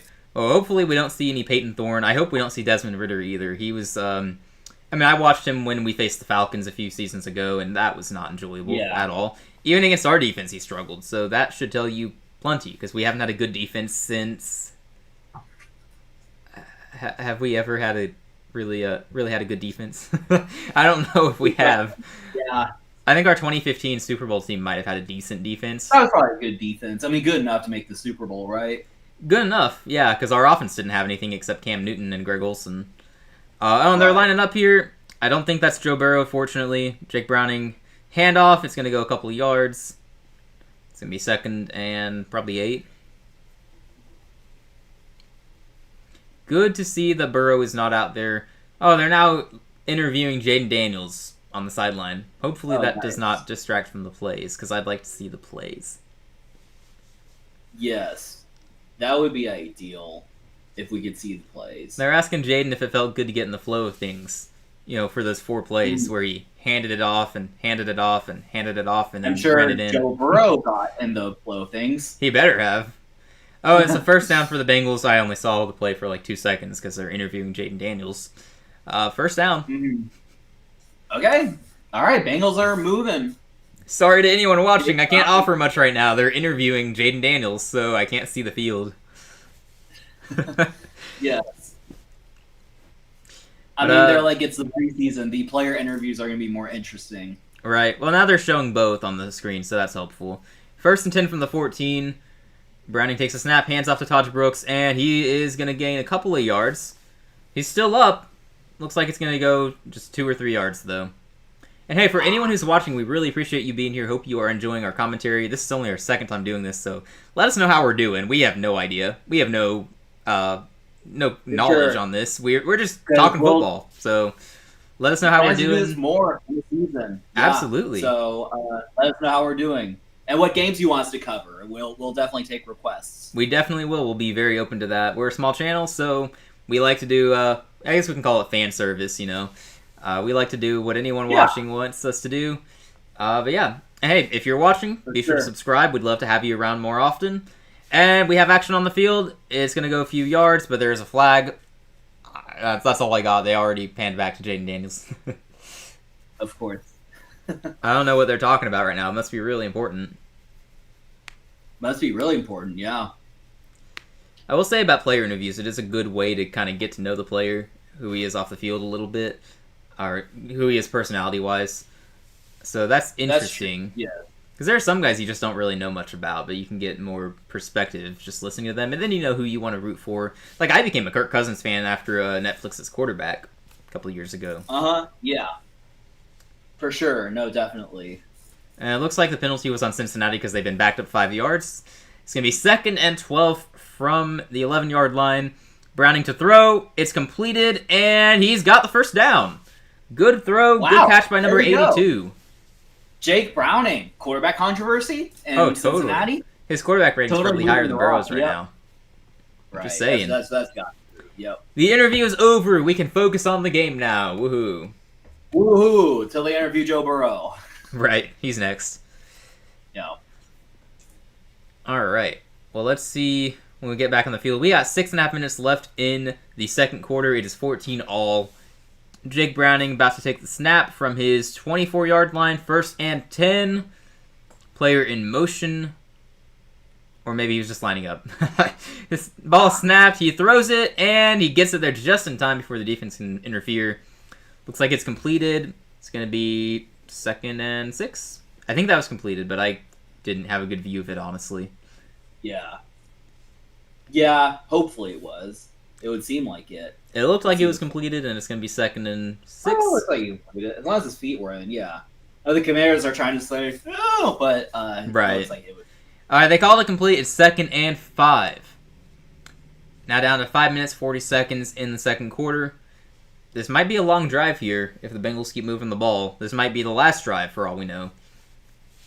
Play clock winding down. Ball is snapped. handed off, and this is probably not going anywhere. No, he goes the other way. He turns around, and he's got blocks. Oh my goodness, he took it to the other side of the field and got the first down. Good run by Brooks, I believe. Looks like he was going nowhere. He's going to his left, and then he turns around, goes to his right, gets the blocks. Great run. Love to see that. Oh, yeah, he just kind of reversed it. There's no one really there, and he just has green field ahead of him. Yeah, man. No, that's the type of crap I pull in Madden. We just saw Madden play, except he didn't get a touchdown. But yeah, definitely. That was very, very well done by him. Good creative run. He had to just make something happen. Taj Brooks, good run. Good for you, rookie. Taj Brooks. Jake Browning to throw. He's throwing deep. And, oh, did he catch that? I don't think he got his feet in. I don't think he had it. That's going to be 2nd and 10. That would be such a bummer. It looked like he might have been able to reel it in. I think he caught that but didn't stay in bounds. Charlie Jones, good effort. The play action. Throws it deep. Oh, yeah, no. Well, he didn't. He dropped it. He dropped it at the end? Well, no, he dropped it, period, yeah. Oh, so, I couldn't see the ball. I couldn't tell if he caught it or not. I just knew he surely didn't have his feet in. Yeah, he definitely didn't have his feet in. The defense was kind of... It wasn't quite DPI, but he was definitely in his face, I guess. Yeah, it looked like it was good defense. And we got a handoff here. Handoff for a few yards. It's going to be 3rd and 7, 3rd and 8. Bengals run game not been able to do much so far except for that creative run by Taj Brooks a moment ago. Yep. I will say, Chase Brown, while he is a name we are watching this year, he is not firmly established in this league. I think he's only in his 2nd year, maybe 3rd. And he's only had half a season as a starter. Like last year, he wasn't a starter at first. It was Zach Moss. Weirdly enough, it was Zach Moss, the starter in Cincinnati. Chase Brown took his job, as many predicted. But he's not elite or anything, so his job is probably not guaranteed if someone else behind him breaks out. Browning facing pressure, throws. It's caught. I don't think that's going to be called a first down. No, he keeps fighting. He got there. Good effort by 87. Okay. Nice. Good stuff. Where was that when Burrow was in the game, bro? Come on. They're actually fighting now. I know, they actually have fight. Wow. The defense could not make the tackle. He just kept going. Wow. Shout out to number 87. Tanner Hudson. Bravo. Tanner Hudson. Okay, making up for the drops. Yeah. We'll forgive them. That was good. That was a good play. Yeah, I thought that was going to be 4th and short. We were going to see another 4th down play, but no. He came through. There we go. Tanner Hudson in his 6th season, according to the broadcast. And it's a handoff here. It's going to go a couple yards. Once again, the Bengals run game not able to achieve much. 2nd and 8, it looks like, with 3 minutes remaining in the 2nd quarter. And first half for that. Yep. The Bengals really might go into the 2nd half with the lead here. That's really amazing given how badly their defense has played. And just astounding, really. That shows a lot, which is just a few penalties by the Commanders and then the 1 turnover. It shows a lot, just how much that has affected the game. And Browning's going to throw play action. It is caught. It's going to go just a couple of yards, though. We're looking at a 3rd and 6 here. That might be... I was going to say that might be the last play until the 2-minute warning. But the clock is not currently running for some reason. Seems like it would be. Yeah, he play actions. It looked like the guy was open, but he's just a little too slow. And then, he was just... Yeah, defense got there real fast, didn't it? A flag on the field. Oh. That's not ideal for one of the teams. Yeah. I'm waiting to see. I'm relying on the broadcast. I can't hear it. Did they take that back? For a second it said there was a flag, but they're not doing anything with it. Play clock just now starting to run. It was stuck at 2:38 for a little bit. So they just had a lot of free time to just do whatever they wanted. That doesn't seem right, but whatever. Yeah. Yeah, whatever. 3rd and 6, they could let this run down to the 2-minute warning if they choose to. They got 16 seconds. Jake Browning looks like he's going to call for the snap here. We'll see. Might just try to get them to jump. And we've seen that is effective. Frankie Luvu, you still out there? Don't jump. I don't think he's snapping this ball, though. Oh, somebody jumped. Offsides or false start? I don't know what it was, but there's movement. There's movement. Let's see. Looking like a false start. Wow. Wow, you can't do that, man. Andrew Coker with the false start for the Bengals. Buddy, Yeah, can't do that. That's rough. Exactly. And now we're looking at the 2-minute warning, and Bengals have the ball 3rd and 11 when we return. Yeah, we're talking about penalties affecting the game. That's a big one. That might take them out of field goal range and might be the end of the drive soon. Wow, that would be absolutely crazy. I mean, it looks like the Bengals are really humming, but then 1-3 and out, and with a penalty, and like you don't get to score. It's crazy how it works sometimes. Absolutely, it really is meaningful. Just a small penalty can really change the outlook of the game, just like that. For all we know, they could have scored on the next play with a short slant that would have made it 21-14. They probably wouldn't have, let's be real. But for all we know, it was possible. Now they're most definitely not doing that because they're going to have to throw more than 5 yards to get the first down. That's true. And I don't know. I don't know what will happen. Maybe Browning's going to force something, and then it's a pick six because he forced it and the defense got there. I'm just saying, it's kind of fascinating how one play can completely change the game. Like earlier with the Josh Johnson interception, it looked like Commanders are going to go up 21-14. Suddenly, Commanders do the first wrong thing they've done all day on offense, and now the Bengals look like they're going to take the lead. All of this just for it to end 14-all in the first half. I know. I mean, like I was saying earlier, like it could be like it could just be a defensive slugfest. It could be a shootout. It's looking less and less like it's going to be a shootout. I will say that. It's disappointing. It's looking very disappointing. Looking more and more likely that at half it'll just be 14-14. It's because the Bengals keep trying to run it when they just can't for the most part. They keep trying to run it, right? And I don't think it's Todd Brooks' fault that they're not getting any action on the ground. The offensive line is not doing that great of a job, which I know they don't have starters in at this point, but that's a bad sign for the depth, And again, you're not showing all your cards in the preseason, but still, these are guys you need to be giving reps to in this preseason game against preseason players, backups on the other team. You'd like to see them performing better, because that's your depth, right? That is your depth on the offensive line. You lose a starter in the offensive line, you're relying on one of these guys. And from what we've seen, that is not what you want if you're a Bengals fan. Right, that's true. At least not in the run game. Pass protection, I don't think has been bad ever since Burrow left the game. Amazingly enough, I don't think Browning has had any big hits. No, so. It looks like Jake Browning's a pretty clean pocket for the most part. Yeah, I guess they like him better than Burrow. Right. No, I'm kidding. I'm kidding, guys. Burrow is the guy in Cincinnati. Yep, not Jake Browning. I mean, he's the backup guy, but he's not quite the starter. Yeah, I think he's a good backup, though. He was the starter a couple seasons ago when Burrow went down with the injury, and he kept the Bengals alive. Oh, ball snapped, 3rd and 11, and that's going to be incomplete. That's incomplete, and just like that, a 5-yard penalty made 3rd and 6 into 3rd and 11, and now it's 4th and 11. False start penalty really might have cost some points on this drive, because they are not in field goal range. I think they're around the 45-yard line. McPherson is good, but I don't think he's kicking it from 62, 63 yards.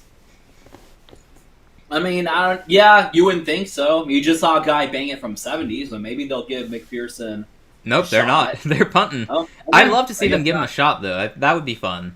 That would be interesting, but I guess not. I guess they don't believe in McPherson as much as the Jags believe. It would just be 63. I say just, but it would just be 63 yards from there. Right. Not that 64 wasn't the record, for like a decade. Right. Well. And McPherson's a good kicker, though, right? Yeah, I mean, I would think so. Yeah, I think so. Oh, boy. Commanders are sending in Sam Hartman at quarterback. He had a rough preseason debut last week or whenever he first debuted. It was terrible. The game against the Patriots. All right. He was interesting to watch at Wake Forest and then Notre Dame in college. He can throw the ball. Mm-hmm. The problem is it goes to the wrong team more often than it should. So, you don't really want him to be your backup, but, it's fine to have as a third string. He's fun to watch, at least. I enjoyed watching him a lot in college. Yeah. I mean, seems pretty intriguing. Was an undrafted free agent. It looks like... nothing happened. It's just an incompletion. It just looked ugly. I was like, he's throwing. Yeah, and I was like, it's like a pick six or a sack or something. It looked like it could have been a pick six. I might just be... Sorry, adjusting my chair. I might just be seeing things, though. No, that... Oh, I yeah, mean, the no, defensive it guy did look jumped like in that front of guy. him. It looked like it could have been picked Yeah, off. no, he did. Yeah, that was a horrible pass. Like, Alright, this bench time it's a Sam Hartman handoff. Running back draw goes a few yards. It's going to be 3rd and 6. Yikes. Okay, I find it interesting Josh Johnson only got 1 drive, to be honest. What do they need to see out of Sam Hartman? Sam Hartman the rest of the game? It is interesting that Josh Johnson only got 1 drive. Well, could you look up real quick their quarterback depth chart? Just wondering if they have a 4th quarterback we might see tonight. Yeah, so they do. They have Marcus Mariota as well. Oh, right. Wait, why do they have Mariota and Josh Johnson? You need 2 veteran quarterbacks? Okay, okay. I guess I think they just have Josh Johnson for the experience, maybe. And Mariota is their like actual backup quarterback. I don't know, but Mariota also has experience. I don't know. Yeah, they're both veterans at this point, and that's weird. Maybe it's just a competition between Johnson and Hartman for QB3 spot. Possibly, yeah. Well, we need to see Hartman have some good plays here. He's going to throw on 3rd and 6. He is throwing, and it's a little too high. It was too high. It was too high. Receiver had no shot at that. It's going to be 3 and out for the Commanders' offense. Suddenly, it looks like the Bengals are in good position to win this game. Yeah, Sam Hartman makes the Bengals' defense actually look respectable. Oh, yeah, when you say it that way, that's how bad he is. Yeah, okay, so the Bengals' secondary depth is feeling good because the opposing quarterback throws the ball too high. And I feel like we're watching Joe Milton Jr. out here, except the ball's only going 10 to 15 yards, not 75 yards. Yeah. All right, they're going to be punting here. 90 seconds remaining, so Cincinnati has plenty of time to do something here. Charlie Jones on the return. Receives the ball at his 36, and he makes it to the 40. So, good field position to start. Not the best return, but... That's a second chance for the Jake Browning-led Bengals. You would think Jake Browning-led, right? You would think, but, I mean... You never know. Yeah, it's Jake Browning on the field. Good. I don't want to see... I don't want to see Desmond Ridder. I'm sorry. Yeah, right. He was never fun to watch. I see what you're saying, yep. Jake Browning is at least interesting. I don't know why. I can't put into words, but I'm enjoying watching him at least. Nice. All right, ball at the 40. Minute 23 remaining in the first half, the second quarter. Ball is snapped. Jake Browning to throw. And, wow, lots of pressure there. And deflected. Bad protection there. Pocket closed in around him real fast. Oh, the play's not over. I guess? What? I don't know if they blew it dead or not because I'm not listening, but the guy just picked up the ball and ran it back to the end zone. Well, let me see. They might have let him play it out. I do not know. For the moment, this is a Commander's touchdown. I thought that was just deflected, though. Guy might have fumbled. Very wise heads-up play to pick the ball up and run it back just in case. I thought that was just deflected, though. Yeah, I would have thought so, too. I don't know, man. Look at this. The hand got there and he knocks the ball out. I don't know. Let's see. I think that's probably still going to be called an incompletion, though. That's a fumble, you would think, right? I can see it going either way just based on what I've watched from replay reviews in the past. Because, even when he throws it, it's kind of only with his fingers, right? Not the ball. Yeah, I guess the question they're going to be asking is, does he have enough control? But surely not. I don't think that's enough control, but I could see it going the other way, too. I can see them calling it either way, to be honest. But it might be I think the call is probably going to be he has enough control. It looks like they just took the points off the board. Man, that sucks for the Commanders' defense there. So I'm just seeing the offensive line guy looks like he stepped on Jake Browning's foot, which is not ideal. I guess he's terrible play for the Bengals' offensive line there. That was not Browning's fault at all. Happen when the offensive line guy steps on the foot, so that's something they'll have to be careful about. Absolutely, man. Well, lucky break for the Bengals there that was not ruled a touchdown. That very easily could have been ruled a touchdown. I don't understand NFL rules at this point, but I mean the guy he knocked the ball out, he knocked it loose. But the argument they went with, and I said I could see it going either way with what I've learned about broadcasts here. They're gonna say he had enough control to be able to call it an incompletion. Personally, there was once upon a time Brock Osweiler against the Broncos on the Texans. First down across the 40. Sorry to interrupt, but he just threw that downfield and got it across the 40. Oh, nice.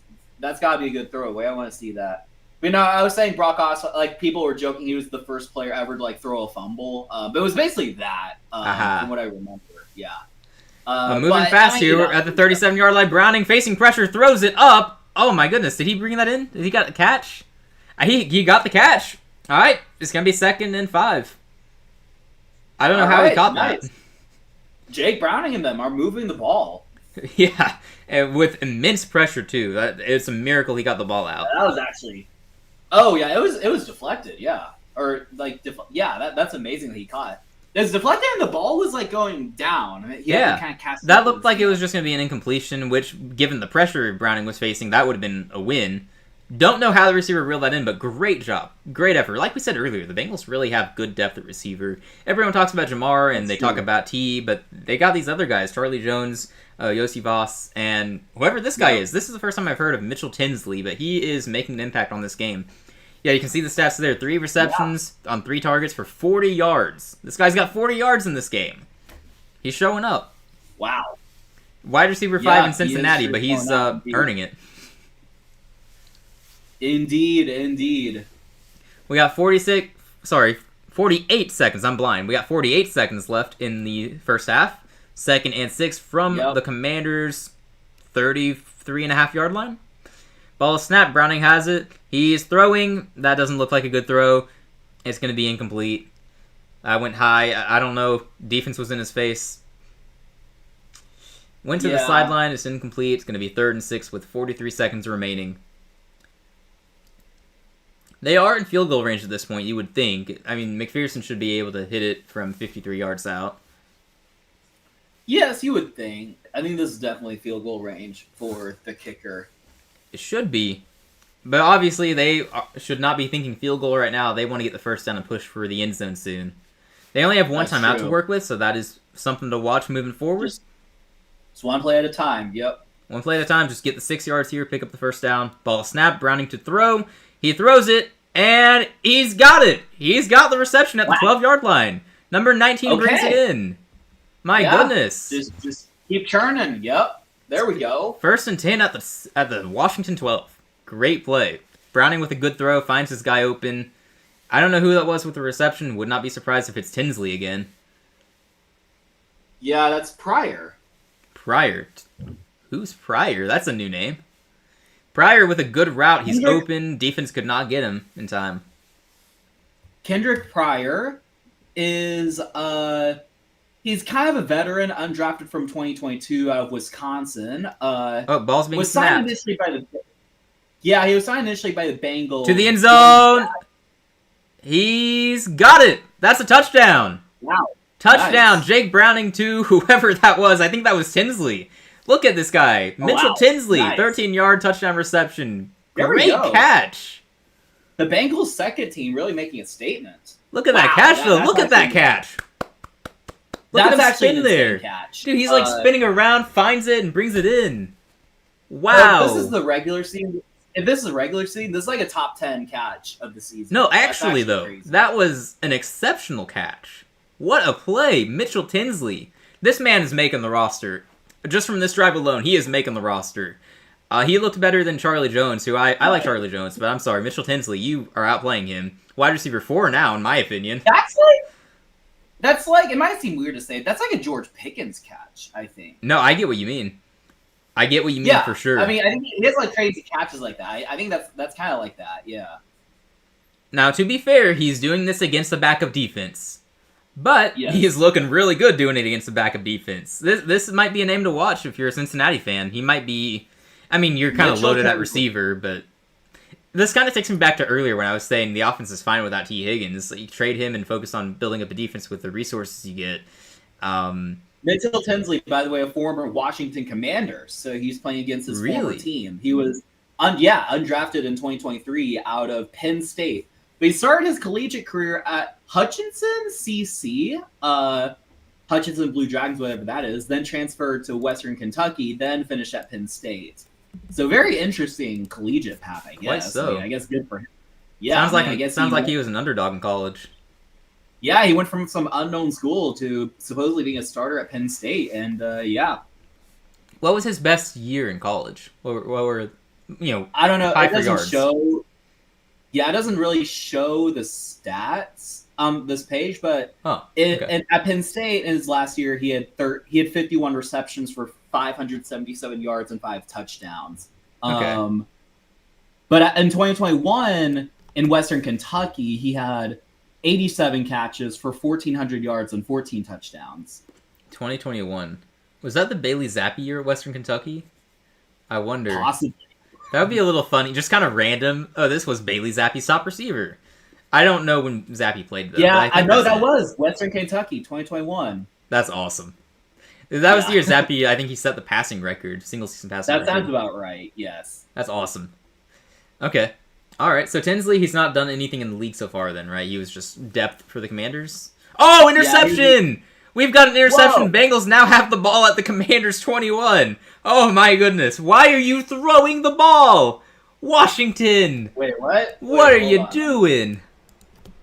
Oh, my goodness. Cincinnati completely taking over this game now. Cincinnati's going to pull away with this one, yep. Barrett Carter, 4th-round pick out of Clemson this past year with the interception. I think that was Sam Hartman in at quarterback for Washington. We talked about him a little earlier, so this is no surprise. Sometimes the ball goes to the wrong team. Terrible throw. I don't know what Hartman was looking at there. Just an easy interception for the defense. Wow. Wow. Yep. Holy crap, man. I wasn't expecting that at all. Yeah, I don't know. Wow, Sam Hartman not having a great showing. Not at all, man. And that sucks for him. I like Hartman. I think he was a good story to root for in college, but this is rough. Bengals have the ball at the 21-yard line with 20 seconds to work with. Let's see what Browning and company can do here. Another end zone throw to Tinsley, perhaps. I'd love to see it. Yeah, no, he's going to the end zone. And, oh my goodness, did he catch that? Tinsley again. He throws to Tinsley in the end zone. Are they calling it? What's the call? It's a touchdown! Tinsley in the end zone. It's a touchdown again. Holy crap. Gosh. Oh, my word. Do the Bengals have a gem? I think they might. Look at what we're watching. Look at this catch. That's too crazy. Look at that catch. I know. Holy crap. That's not as crazy as the first one, but that's insane. He went up for that. He keeps his toes in bounds. It's a touchdown. I mean, wow. I gotta say, the dude is learning from the best. He's in a receiver room with Jamar Chase and T. Higgins. He's learning from the best. Bro, I'm so hyped for Mitchell Tinsley right now. If he's not a starter in Cincinnati, somebody needs to trade for this kid. Holy crap! I'm in Houston. We'll take him. No, you guys are good at receiver. Come on. Gee whiz. Yeah. Look. I gotta slow down. Shouldn't overreact to preseason, but those last 2 plays were super impressive for some no-name receiver on the Cincinnati depth chart. Have a day, Mitchell Tinsley. I mean, someone probably fighting for his roster spot. Like, shout out to that guy. Yeah, I'm gonna need you to go back to him, and I need to learn more about this guy. Yes, we can read his Wikipedia article if we want. American professional wide receiver who played for the Bengals. So he played college football so the Hutchinson team. He started on a community college. He attended Hutchinson Community College in Hutchinson, Kansas for 2 years, recording 57 receptions for 656 yards and 4 touchdowns. They transferred to Western Kentucky University. Obviously, had a magical season with Bailey Zappi. Right. Whatever Bailey Zappi is these days. He's buried on a depth chart somewhere. He's on the Chiefs. Yeah. Right. Well, imagine if Tinsley gets traded to the Chiefs. And Zappi's a starter. No, Tinsley has completely revived the Bengals offense here. They've been so abysmal to watch, and now he's got 70 yards, 2 touchdowns with Browning. Amazing. Yeah, absolutely crazy, right. I mean, and you would see this, this seems highly unlikely for a guy like this to succeed because he's undrafted out of 23, kind of jumping from roster to roster. I guess it's really 2 teams so far, but maybe he's found his break. Maybe. So what has he accomplished in the NFL so far? Where has he been? I think just about nothing. He's played in 2 games and has done absolutely nothing. And he probably wouldn't have, he's not supposed to do anything in those games for those teams. Right. Oh, yeah. I think he literally has 0 stats. He might have just been a special teams guy, too. Possibly, right. But, good for the guy. At the very least, he's getting some preseason action. Oh, bro, he is putting on an absolute show for us. I wanted entertainment. He's giving us the entertainment. And we gotta go No, back. definitely. Credit to the guy who got the interception as well. Credit to Sam Hartman for throwing it Right. straight to him. And Cincinnati's going into the half up 28-14 out of nowhere. I mean, this alone makes watching the preseason game worth it. You just get moments like that, these underdog stories. Yeah, man. Guy that started out at community college and then had to transfer twice, and rightfully Sam Hartman is kneeling it, and they'll go into half down 28-14. Consider me a huge Mitchell Tinsley fan. I've never heard that name before until today, but I'm a fan. I'm a fan. I'll start a fan club. This has been amazing to watch. Two back-to-back fantastic end zone touchdown grabs. The great throws by Browning, too. Credit where it's due. Browning threw the ball where only he could get it, and somehow he got it. The first catch was more impressive, spinning and finding it, and then the one in the back of the end zone was really impressive, too. Just not things you expect to see from random receivers in the preseason. I mean, those things looked you might see. At least the second one looked. I mean, well, really both, but he looked like solid, veteran catches. Like you'd think that was like a 10-year vet in the NFL. Not just any random vet either, though.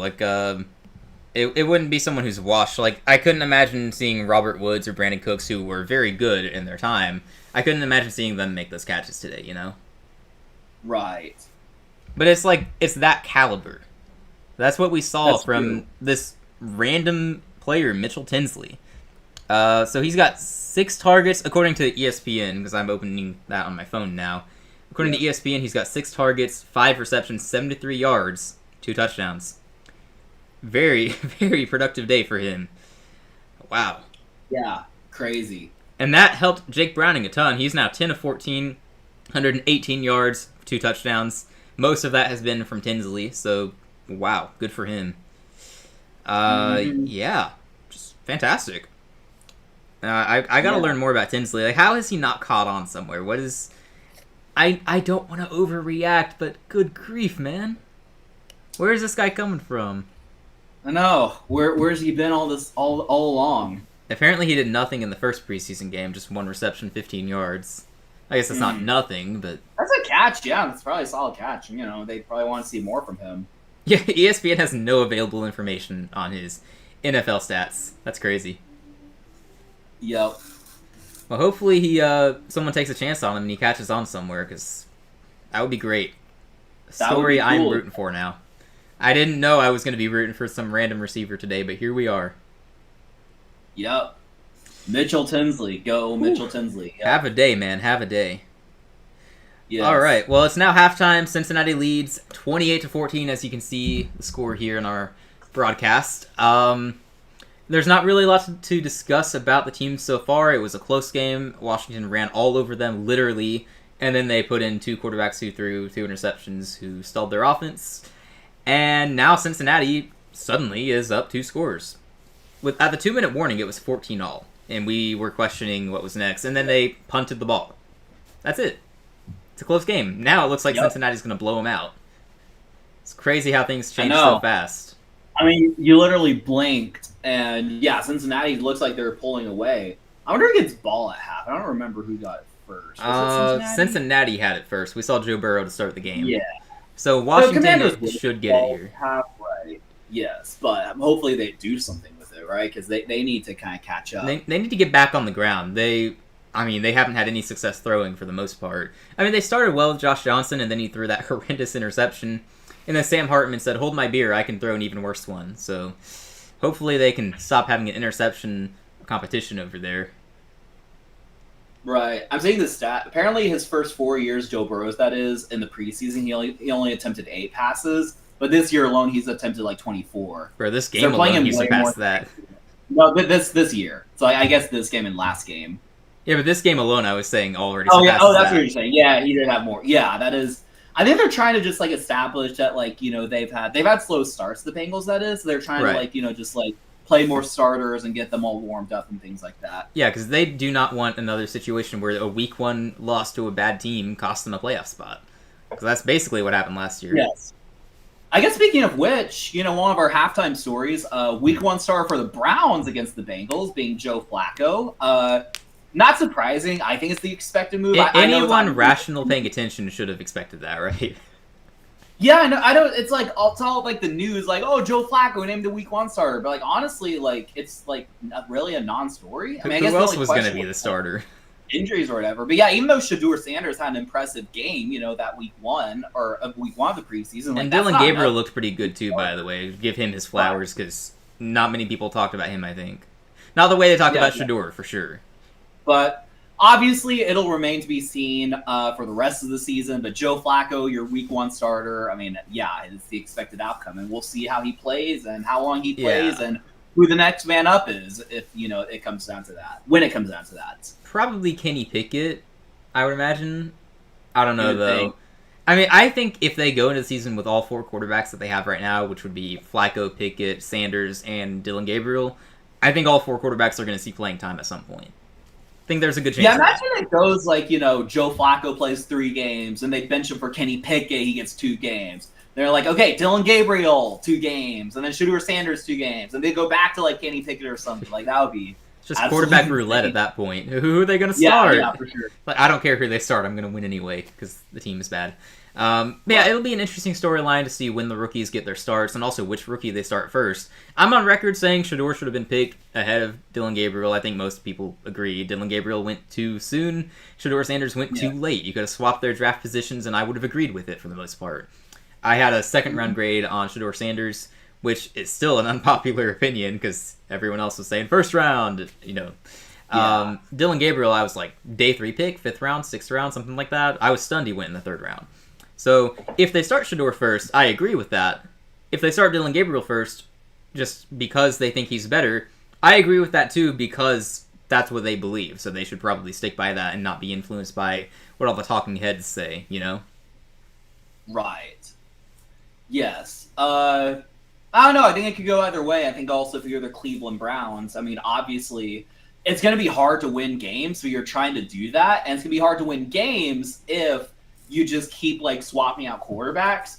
So I guess you kind of hope that Joe Flacco kind of like holds it over for as long as he can before you just turn to someone. Like ideally for the Browns, they only have to play 2 guys like the whole season, but that's very, very unlikely to actually be the case. So likely the Browns will just be a dumpster fire. Probably like all 4 guys will have started. I mean, even like Deshaun Watson, like I know he's just kind of like, the forgotten guy, but like what if he just gets healthy and then he's like, hey, when's my turn? I think just out of, having morals, because I think some people in Cleveland might have those. Maybe, possibly. I think just out of that, they don't start him. You would think, right. I mean, I think Watson's career is done. I know some people are trying to like hype him up like, oh, he could like make a comeback or whatever, but no. No, that was supposed to be last year, and he was objectively bad before his injury. Right. Honestly, it wouldn't shock me, like... But I guess it would kind of surprise me if he never, like, played... It wouldn't shock me if he never started another game in the league, like, ever.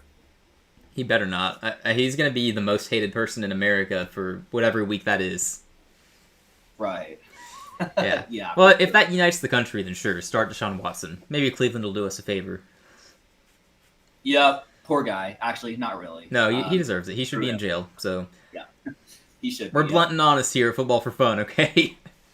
He should be locked up. Sure. Anyway, though, it'll be an interesting topic to follow throughout the season. They are starting off with a Week 1 win against the Bengals, because that's tradition at this point. But the Bengals, obviously, we've talked about Trey Hendrickson. I don't have a strong opinion on where I think he'll go, because I am somewhat biased as a Panthers fan. Mm-hmm. I'm a little surprised we're at the top of the odds. We're never at the top of the odds for anything at all. So, what do you think of that? You think he's coming to Carolina? You think he's going somewhere else? Do you think he's going anywhere at all? See, I would always assume that Trey Hendrickson is just going to stay with the Bengals. That said, I do know the Bengals are historically a franchise that doesn't handle these things all that well, and also it's kind of come down to this point. But I don't know. I haven't really looked at the other teams, like what the odds are. Apparently, the Panthers, Patriots, and Browns. Weirdly enough, as the top 3. I think I'm looking at an old article. I'm looking at an old article that has the Cardinals up there. Cardinals, Eagles. I don't even have the Panthers up there. I guess I should look at an updated one. It says. Apparently Browns, Colts. Well, this isn't really. Oh, the Colts. The Colts were the other one. My bad. Yes. Colts are. Lions have second best odds.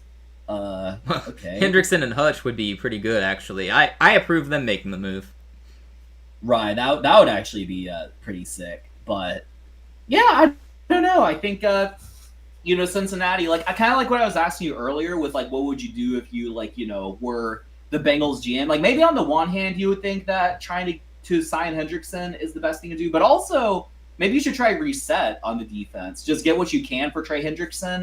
Just kind of like move on from him. Hope that Shamar Stewart can kind of fill his shoes and.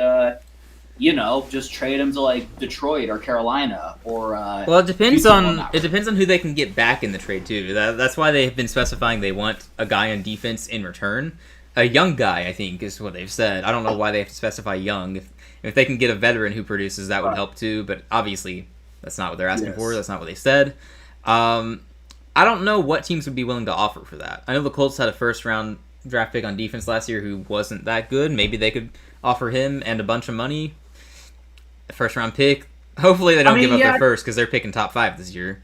What? So like the Lions, I don't know if they have very many people to offer. So the Lions' defense has been I guess they could give up one of their corners. I think they have Terry and Arnold, right? They can give him up. That's true. I don't know if they should, but they could. Lions depth chart. They could give up Tyleek Williams. Possible. I think that's who they drafted this year. I mean, that's possible too. Yeah. Brian Branch. What's his deal? Oh, Brian Branch is like a... I would consider him untouchable. He's one of the best safeties in the league already. Yeah, that's true. Brian, yeah. That's probably I don't think you give up a young stud for an aging veteran. Like Alex Anzalone or something like that. Alex Anzalone's Jack Campbell, maybe. Oh, Jack Campbell. He's a good linebacker, but replaceable. Give him up. Yeah, that's possible. I mean, Anzalone's actually not young. For some reason, I thought he was. But, yeah, Jack Campbell, maybe work out a trade package like that. I don't know that Cincinnati wants that, though, because they already have a young linebacker, so it might not fit what they're asking for exactly. Yeah, it does seem a little weird to demand a player as well. So I feel like for someone like Trey Hendrickson, you just get picks, and you just kind of like reset from there. I think it's more like instead of demanding an absolutely a first-round pick, maybe it's a second and a young player, Right. Yeah, maybe it's just like the right player from the right team. Like if it's like, I don't know. The Rams have a young defensive player that they can just extend. I don't know if the Rams are on the market. Yeah, Braden Fisk. Oh, yeah, yeah. They took two defensive players from Florida State last year. One of them won Defensive Rookie of the Year, and the other one is Braden Fisk, who was also good. But he's the name that came to mind first because he'd be more expendable than Jared Verse. That's his name. I was blanking on his name, honestly. I don't think Jared Verse is going anywhere. He shouldn't be. No. Yeah. For Carolina, I don't really know who we're supposed to be offering. I would imagine they would want Nick Scorton or Princely Umanmielen because they can actually rush at the quarterback. I don't want to give either of those guys up, though. I believe in both of them. So, yeah. Yeah. I mean, while we're on this topic, kind of, indirectly, like, what is Micah Parsons' deal now? Is he getting traded? Is he Dude, not? I haven't heard anything about Parsons in weeks. Well, it seems like since the trade request, it's just gone silent, like radio silent. And you know how rare that is for a Jerry Jones-led team? Yeah, right. But, I don't know, it just seems like, Micah put the whole grandiose trade request, Jerry said whatever, and then it's just been, radio silence. It's not normal for Dallas. Not normal at all. Not normal, exactly. Not normal, so... I think at this point they should just swap Hendrickson and Parsons straight up and work out whatever other details you want to make it even, since obviously the team getting Parsons wins the trade. Do something to make that happen. Yes. Maybe Hendrickson and Mitchell Tinsley for Parsons. There you go. We got kickoff here. Commanders return it around the 25-yard line. So that's where they'll start. We'll see who they have in at quarterback here. Hartman has gone 0 for 3, 2 overthrows, and 1 interception. Hopefully not Hartman.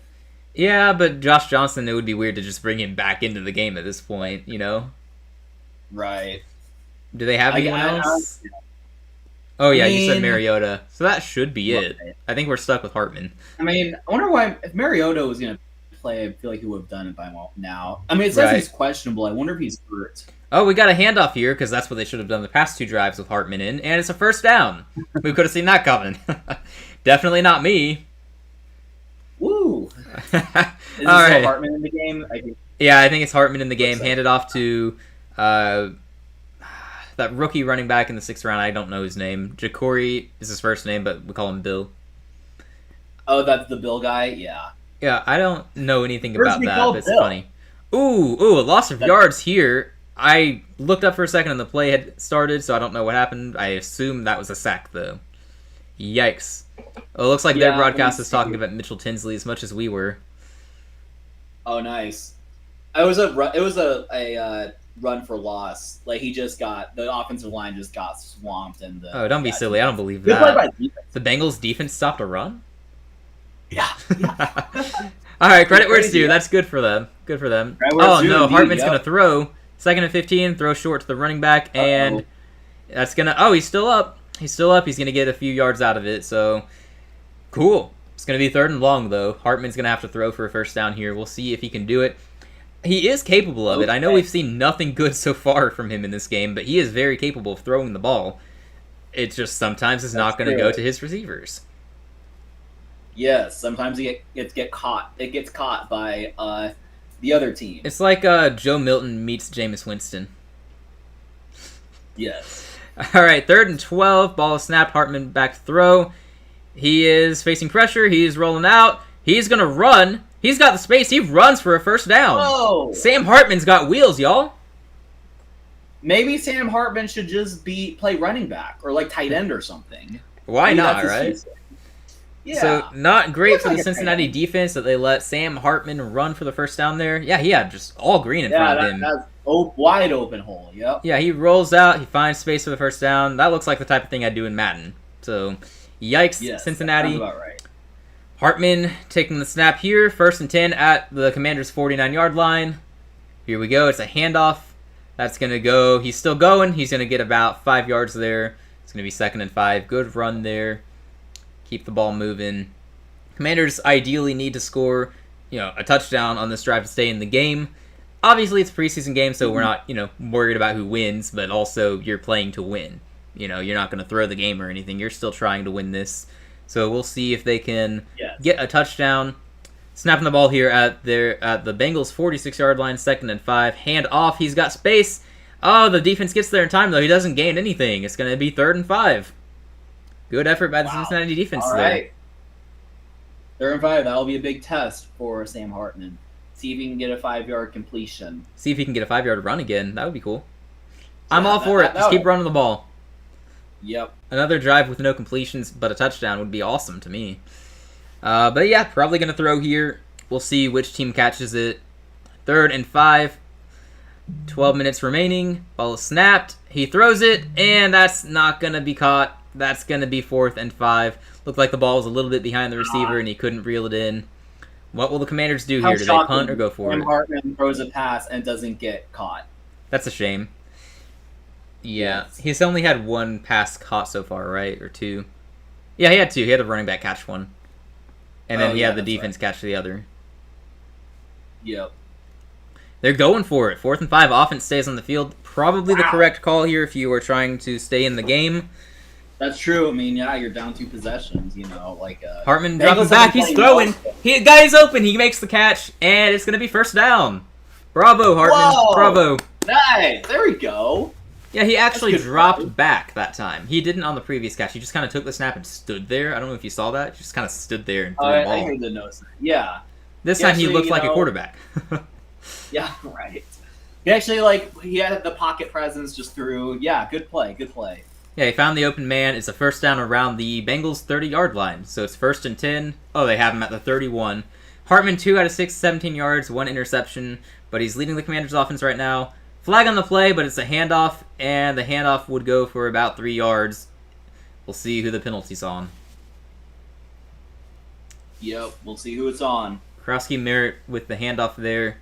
Got about 3 yards. Looks like they're going to call offsides, so they're going to be accepting that penalty. It'll be 1st and 5 for the Commanders. Sounds about right. That checks out. There we go. Probably another handoff coming up here because it's 1st and 5. You can probably get the first down on a carry. Yes. But also, given that it's 1st and 5 and you're at the 26-yard line now, maybe this is where you take a shot in the end zone if you're feeling ambitious. Nope, it's a handoff. And he's stuffed. Cincinnati defense playing like it's actually alive in the second half here. Meeting the running back at the defensive line. It all changed when Sam Hartman came on the field. Sam Hartman came on the field, and the Cincinnati defense suddenly remembers that it has to play. Yes. 2nd and 5 from the 26-yard line. We'll see if they hand it off again or if Hartman's going to throw.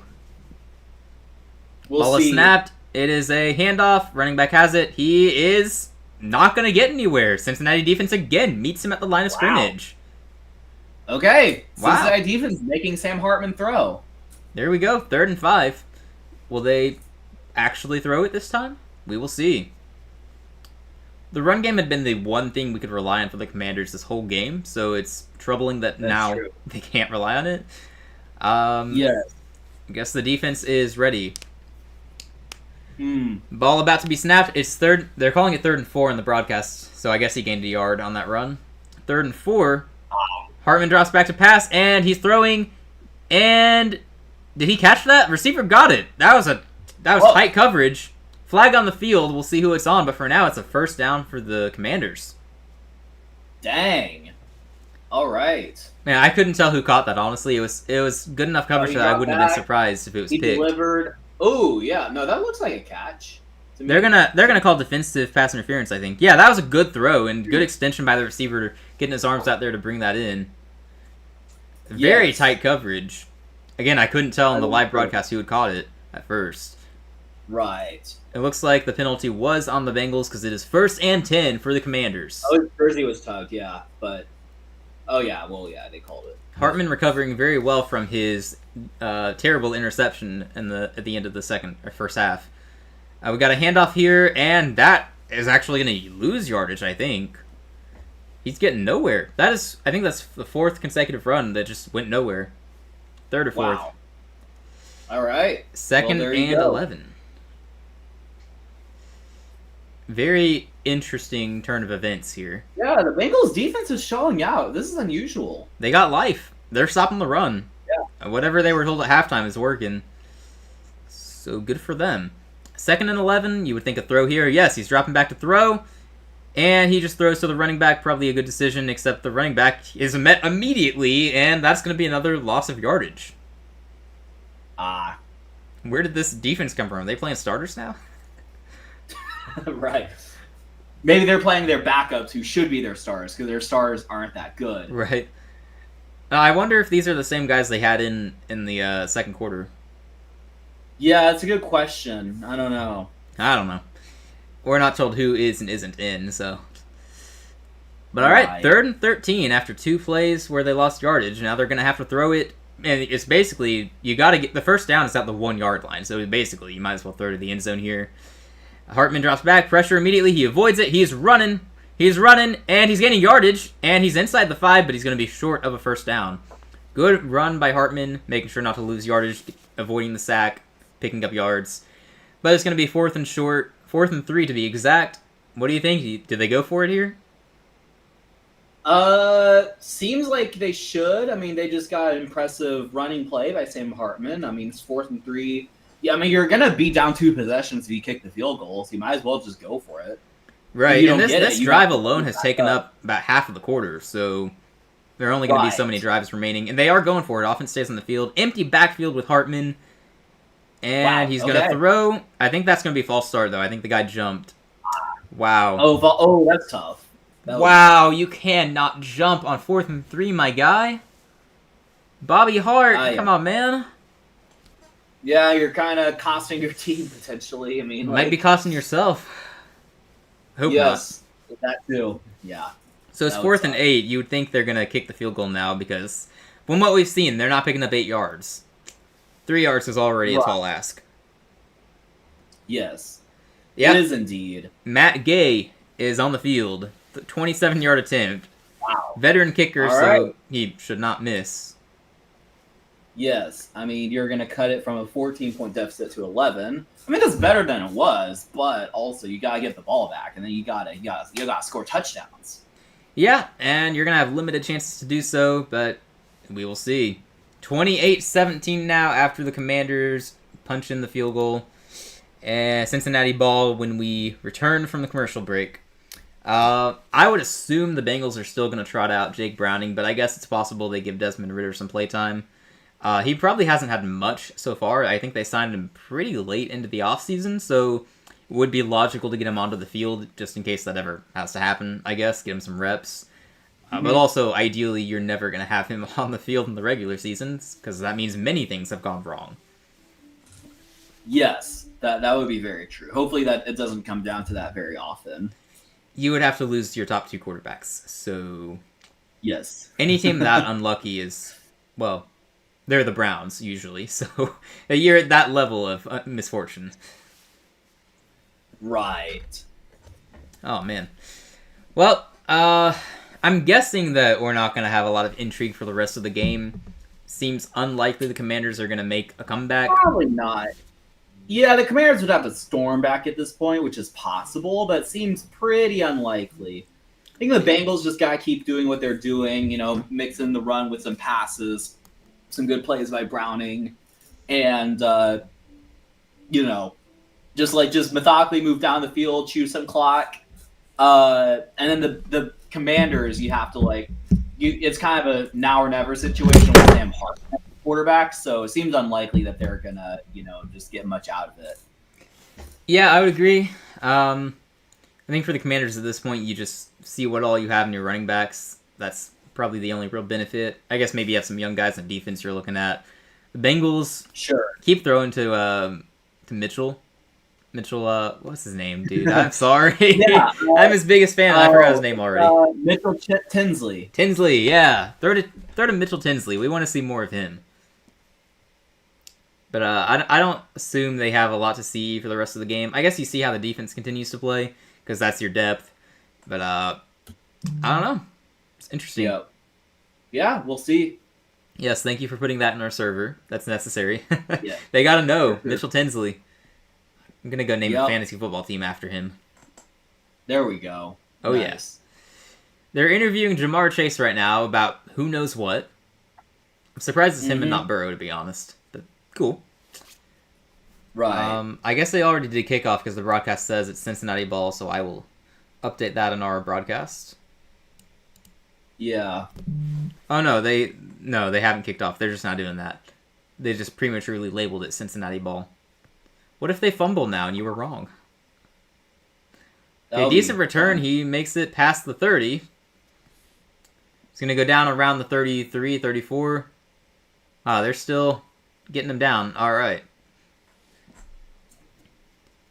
7:16 remaining in the third quarter. That was a very long drive by the Commanders, ultimately ending in a field goal. Really wanted to get more out of that drive, but better than nothing, of course. Tinsley is on the field. True. No, he's not. He's on the sideline.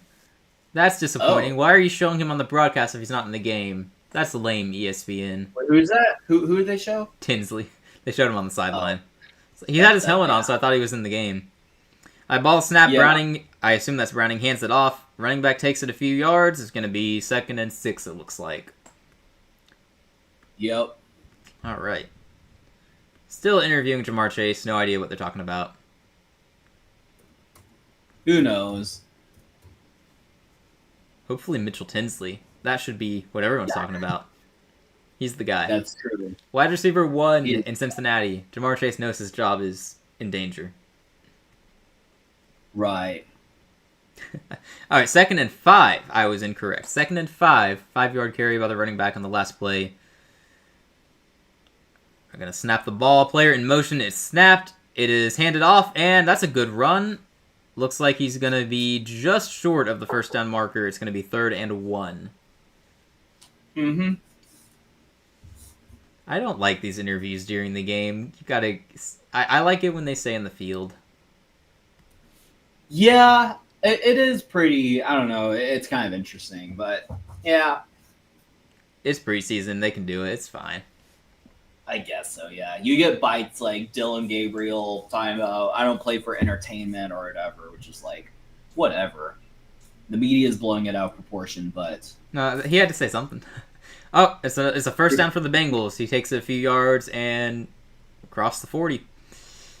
Across the 45, okay, I think. There you go. Bengals are moving the ball. Yep. If they get a touchdown here, it's over.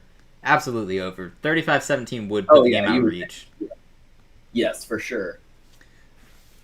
We'll see if they have what it takes to do that. They are so far having success on this drive by just running the ball. I'd like to see them throw the ball, though. That's personally, as an NFL fan, I find it, or not NFL fan, a football fan in general, I enjoy watching the ball be thrown rather than ran. Oh, okay. Looks like it was a screenplay or just terrible offensive line play. Not sure which it was, but ball's caught and taken a few yards by Brooks. It's going to be second and about 4 or 5. Into Washington territory, 2nd and 4, 5 minutes left in the third quarter. Cincinnati moving just the keep ball. chewing that clock. Yep. They're definitely chewing clock. They're chewing. And for sure. Yeah. Good stuff so far.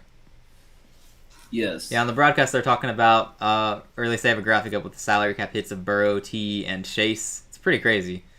The three of them are just taking up all the salary cap space. For sure. Yep. Oh. No wonder they can't pay Trey Hendrickson. Browning throws. Oh, nearly picked off. Defender should have had that. Flag on the play. Don't know what it is yet, but Browning is definitely relieved that was not intercepted. There was a holding call. I can't tell who it's on because a notification happened to appear on my phone as he was gesturing, so that's great. Yeah. I barely get notifications, and of Brilliant course I get timing. one right there. Socks! We've not seen you here in ages! Socks. Welcome! I know, it's been a little while. Welcome to the stream. Our old OG super fan. Yeah. Good to have you back. Hope you've been doing well. Absolutely. I made a stream again. Nice. Good for you. Awesome stuff. Are you back home now, or are you still in Europe? Oh, ball snap, Browning to throw, and it's caught around the 50-yard line. No, they're calling that incomplete. I thought I reeled that in. My mistake. Yeah. I need to find a more convenient setup in the future. It might be easier to watch on a screen that is bigger than my phone. Yeah, that would be good. I have an iPad, which is not that much better, but it's like, you know. Oh, yeah, that's definitely an upgrade. Yeah. But yeah, it's not the most ideal. I would have it on my computer, but I don't want the stream to crash. I feel like it probably would. You just landed. Nice. Welcome back there. We go. Hope your Europe trip was fun and fulfilling and everything you were hoping for. Oh, Browning gets out of the sack. He's on the run. He's going to throw across his body. It's caught, but just short of the first down. But the defense might not have touched him down. That might be ruled the first. What a play. Behind, so. Yeah, watch this. What a play by Browning. Let's see. Oh, wow. Yeah, he Houdini's it. Wow, that's crazy. Yeah, I mean, that's a good play, all things considered. Even though it's a yard short, that's crazy. Yeah, it's going to be 4th and 1 is what they're calling it. Although, watching the replay, I'm not sure that's going to stand as a catch. Looks like there's some movement. But, yeah, challenge flag is out. We got a challenge flag in a preseason game. All right. Dan Quinn says, crazy. No, that's not a catch. No one spoke English, Colin Europe L. Imagine. Yeah. Sounds about right. They don't believe in AC for some reason. Yeah, that's something we underrate sometimes, the importance of AC and how nice it is to have, I will say. That's true. Definitely very thankful. You know, I didn't have AC in my... I was staying in a dorm room in Yellowstone when I was there for a week. We didn't have AC, and that was like... I had a fan with me that was sent with me, and I was so glad I had it, because otherwise I'd be burning at night. It was rough. Yeah, I can imagine, yep. Yeah, like, thank goodness we have AC. It's nice. Yeah, the Europeans need to get with the times. Well, is that actually a thing? They just don't believe in AC? Or is it just a specific part the Sox went to? I don't know. I don't know what the deal. I'm sure Sox would know better than us why Europeans aren't the highest on AC, but, you know. You do you, right? If you can survive without AC, then more credit to you. I guess they adapt to it and just don't see the need, I guess. That's true. That's true. Once you're used to something one way, it's probably just fine. It's normal for you. Right. Yeah, that's true. And I'm loving these bots. They just keep coming back. Oh, we got a reply in our server. Yep. Who? Imagine not knowing who Mitchell Tinsley is. What do y'all think about the Travion hype? Dude, I was starting the Travion hype during the draft. I mean, I was mocking him into the first round. I think Daniel might have thought I was crazy when I said Washington is drafting him in the first round. Yeah, no, I guess I did. I mean, it sounds like, I don't know about Travion Henderson specifically. I mean, I just haven't watched him enough, but it does seem like he's legit. But I think the Patriots overall are going to be very legit. Like, I think, like... We've been hyping them up all summer. I know, yeah. I mean, like, I think Drake May could be really good. I mean, I think any team coached under Mike Vrabel is going to be, like, in the running, like, for, like, a playoff spot at least. It wouldn't even shock me if they won a playoff game. That depends who they face. Yeah, but still, like, I could even see if they face, like... Yeah, I mean, I could even see if they face, like, a good team that, like, they just tough it up and just get the it's upset, possible. You know? Just like his old Titans teams. I will say, I do think that based on the hype that he's gotten just in the preseason off of very limited play action, I do think he's getting overhyped. Like, we're going crazy over just a few things that have happened. He's not done a lot, but, yeah, I mean... I was hyping him up during the draft. I thought he was a first-round talent, so obviously I'm like, yeah, he's going to be good. So. Oh, by the way, that was so not a catch. I'm seeing the replay. He did not get it. Yeah, they won that challenge. Washington just got the ball as Cincinnati punts on 4th and 14. That sucks for Jake Browning because that was an exceptional play by him to somehow nearly convert to a first down when he should have lost yards. So good for Washington. They're in the game still. There's 4 minutes remaining in the third quarter. They have chances to come back still. Yeah, I mean, if we're Washington, it's an hour never at this point, right? And they have Josh Johnson back in the game. Oh, that's funny. Oh, man, Sam Hartman. That's tragic. God. Sam Hartman had a good drive last drive. Sam Hartman. I think Sam Hartman is on the chopping block, it seems like. Yep, but we'll see what they do here. They hand off. Once again, not going to go very far. They got a few yards out of that. All right. Yes, the graphic is so good. Yes, I think we should. I think it's an amazing graphic. Oh, he's being sarcastic. Okay, thank you for that. The visible mouse movements. Right. No, it's a solid graphic. Yeah, for sure. Visible mouse movements. Well, you have to see the ball move, right? I was just moving the ball to the team that has it. It's just like real life. You see the ball, like, fling! Oh, it's a throw for the first down from Josh Johnson. I don't know who caught that. Yeah, like you see the ball there, right? Right. Here, I mean, if you want to see it move again, look. Right. Woohoo. Yeah, someone's going to watch this and be like, what are these fools doing? Right. Even though it's all me. That was all me, guys. Oh, now they're interviewing Burrow on the sideline. Great. Let's distract from the game. Yeah, we saw it coming from a mile away. Yeah. Another handoff on 1st and 10 here. It's going to go 2 yards.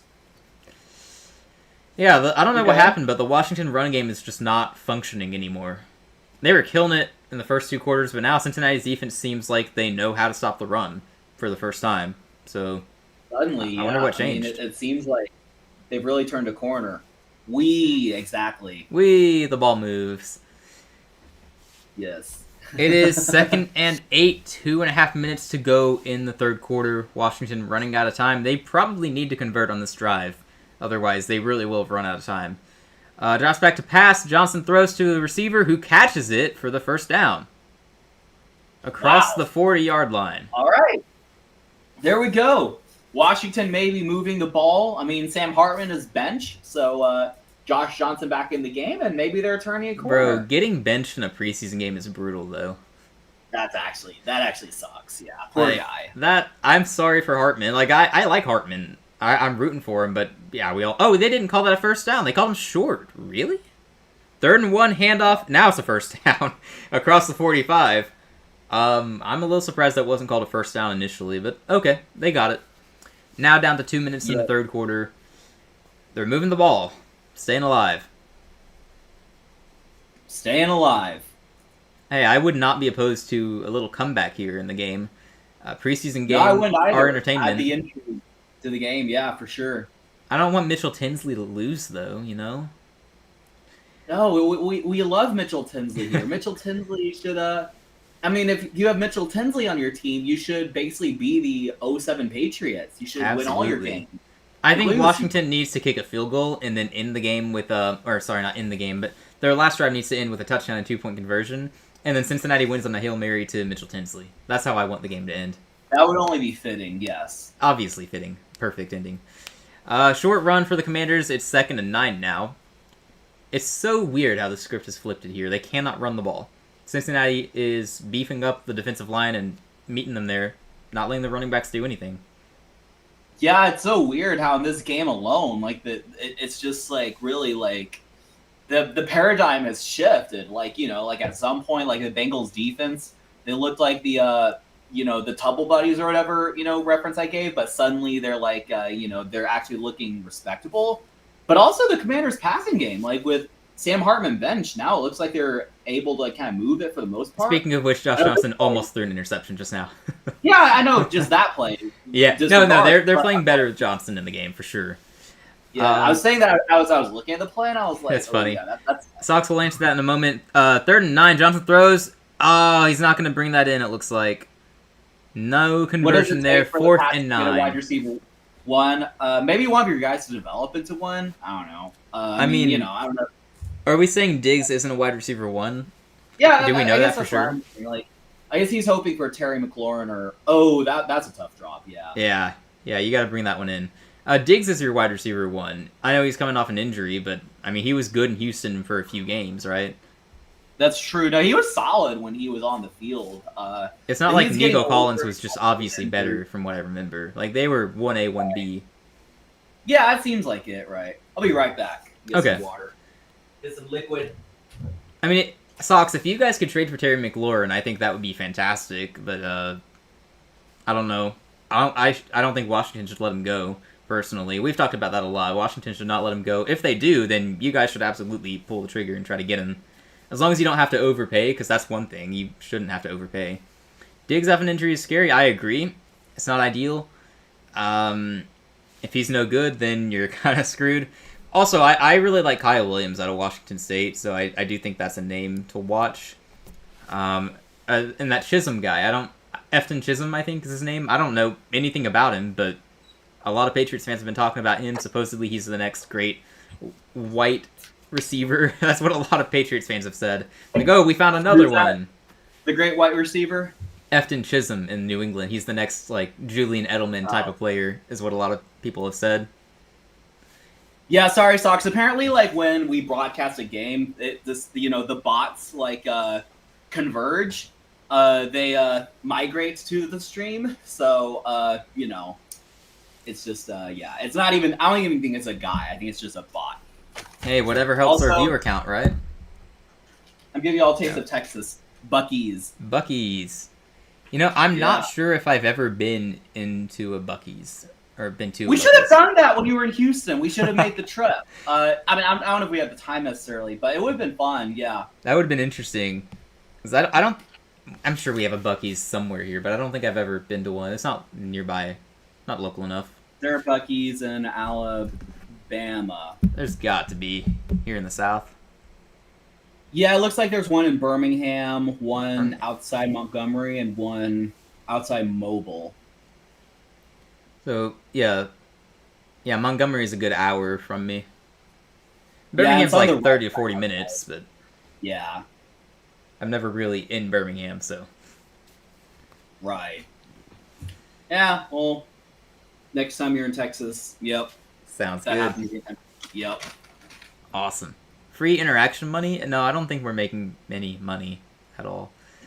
Yeah. We've made a lot of progress on the channel, for sure. We've also kind of plateaued recently, though.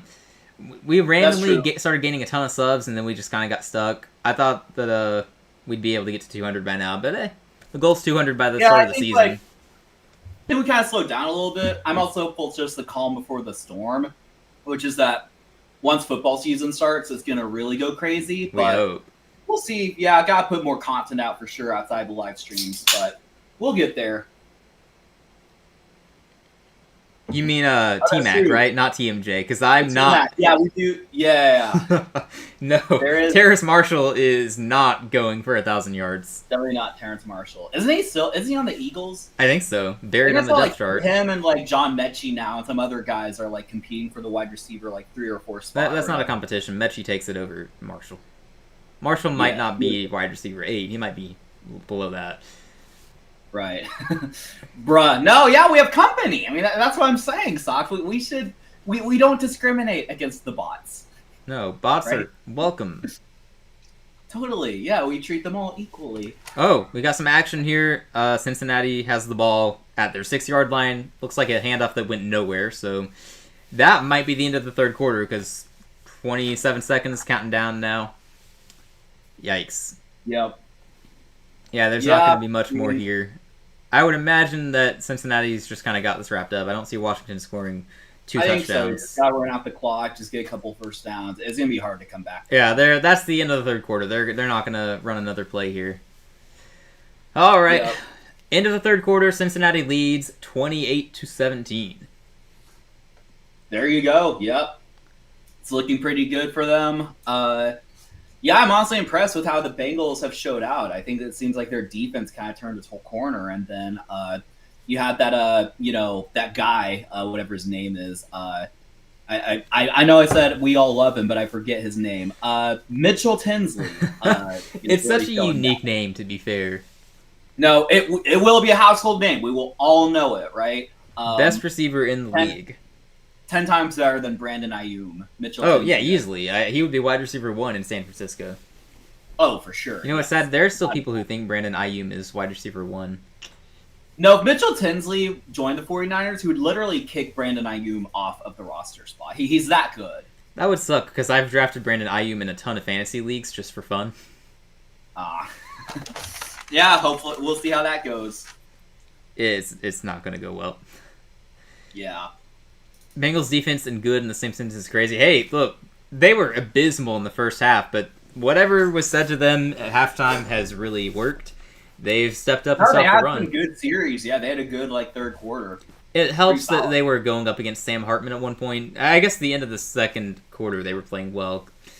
I'm trying not to give too much credit to them because that interception was purely on Sam Hartman for throwing it straight to the guy. So Brandon Ayuk is a Patriot. No, the Patriots would reject him. No. Yeah. Brandon Ayuk is not a Patriot at the moment. No, our Brandon Ayuk video did really badly, unfortunately. Yeah, I was hoping it would do better than that, but also, nah. It should have taken off so that everyone made fun of it. Right. I wish it did so that people would be like, what are these idiots talking about? They can't even spell right. That would be amazing. I was hoping for that. Would have been amazing. But unfortunately, we do not get to steal credit from whoever made the mistake with that article. Because that's what happened. We found an article where the name was Brandon Ayuk, and we're just like, this is hysterical. Yeah, somehow that just caught fire in our server. I think it's really just 3 or 4 people, too. Yeah, that's true. It's just 3 or 4 of us just really just milking the heck out of it. Hey, we like holding on to jokes for too long. That's true. I think Brandon Ayuk will be a perpetual joke. Oh yeah, that's here to stay. I don't even know if we've ever really said recently the real name, the IU and then ending in a K. I don't know what that is. Oh, ball of snap. We're starting the fourth quarter, apparently. Weird angle. I don't know what just happened, but I think that's the first down. Unfortunately, the algorithm doesn't bless IU. Yeah, I guess that's true. I mean, the algorithm's wrong for that, but I guess that's the case. The algorithm just doesn't understand. Yeah, just us and ECC. Yeah. Pretty much. Oh, that was a first down for Cincinnati, by the way. I could barely see because of the view of the field. It was weird, I thought. But all right. 1st and 10 at the 17-yard line. Cincinnati trying to move the ball. Jake Browning is still in at quarterback, which is interesting. They're not putting Desmond Ridder in just yet. You would think they'll do that at some point. Browning with the ball. He's throwing deep. I don't think that looks good. Nope. A little bit overthrown. It's going to be 2nd and 10. I like the boldness to go for it, but the receiver had no separation. Yeah, I guess they thought they had a shot there, but I would be like just running the ball or doing a short pass, just trying to chew the clock. But oh yeah, I guess they really thought they had something, and like yeah, I guess it is what it is. No, that was just really tight coverage. Great defense there. Yep. Yeah, just us four who are pretty much the only ones. I mean, I guess basically at this point, just for the most part, just in general overall. But oh, Browning throwing again. Throws short this time. It's going to be caught. It'll be about 3rd and 6 on the next play. Yep. Seems like it. It'll be interesting to see who is active in the server when the season starts back. That's true. Sure, we'll have some more people who are active, especially people resurface when they lose. Yeah. Yeah. I'll be interested to see how many people we can get in our Pick'em League. Because we are doing this thing where if we can get 100 people to join who are subscribed to us, we will give away a jersey to whoever wins. Oh, yeah, I think after this, Isaac, we should strategize that. Just try to strategize the advertising. Oh, absolutely. Good play. Caught for the first down. Nice. Browning still yeah, we have considered some methods, so we'll see.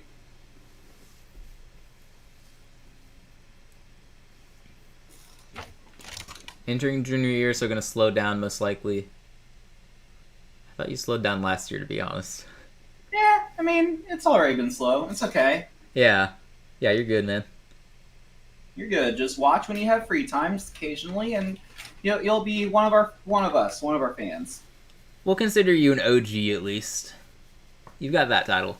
We got a handoff to the running back. Good move there, and still up. Oh wow, he's taking this close to a first down. Very good run by whoever that is. I don't know if they still have Todd Brooks in the game or not, but he's had a decent performance. Rookie out of Texas Tech. I don't know who that was, though. I can't see the jersey Yeah, I can't name. really tell either, but that's solid play, yeah. A little beast mode-ish, if you ask me. I would concur with that, yes. Yep. Still don't know who that is. I think that's Todd Brooks, though. All right, 2nd and 1. Great run, just couldn't get the first down. It's another handoff, and this time he is getting the first down. Yeah, he fights for his yards. He's not, he's not showing amazing speed, but he is a physical runner fighting for his yards, which you love to see it. You need that in the NFL, too. That's true. Very much so. I don't know who that was. I don't think that was Todd Brooks. I think that's... I thought it was 30. 36? That might... They're saying Milton? Kendall Milton? That could be,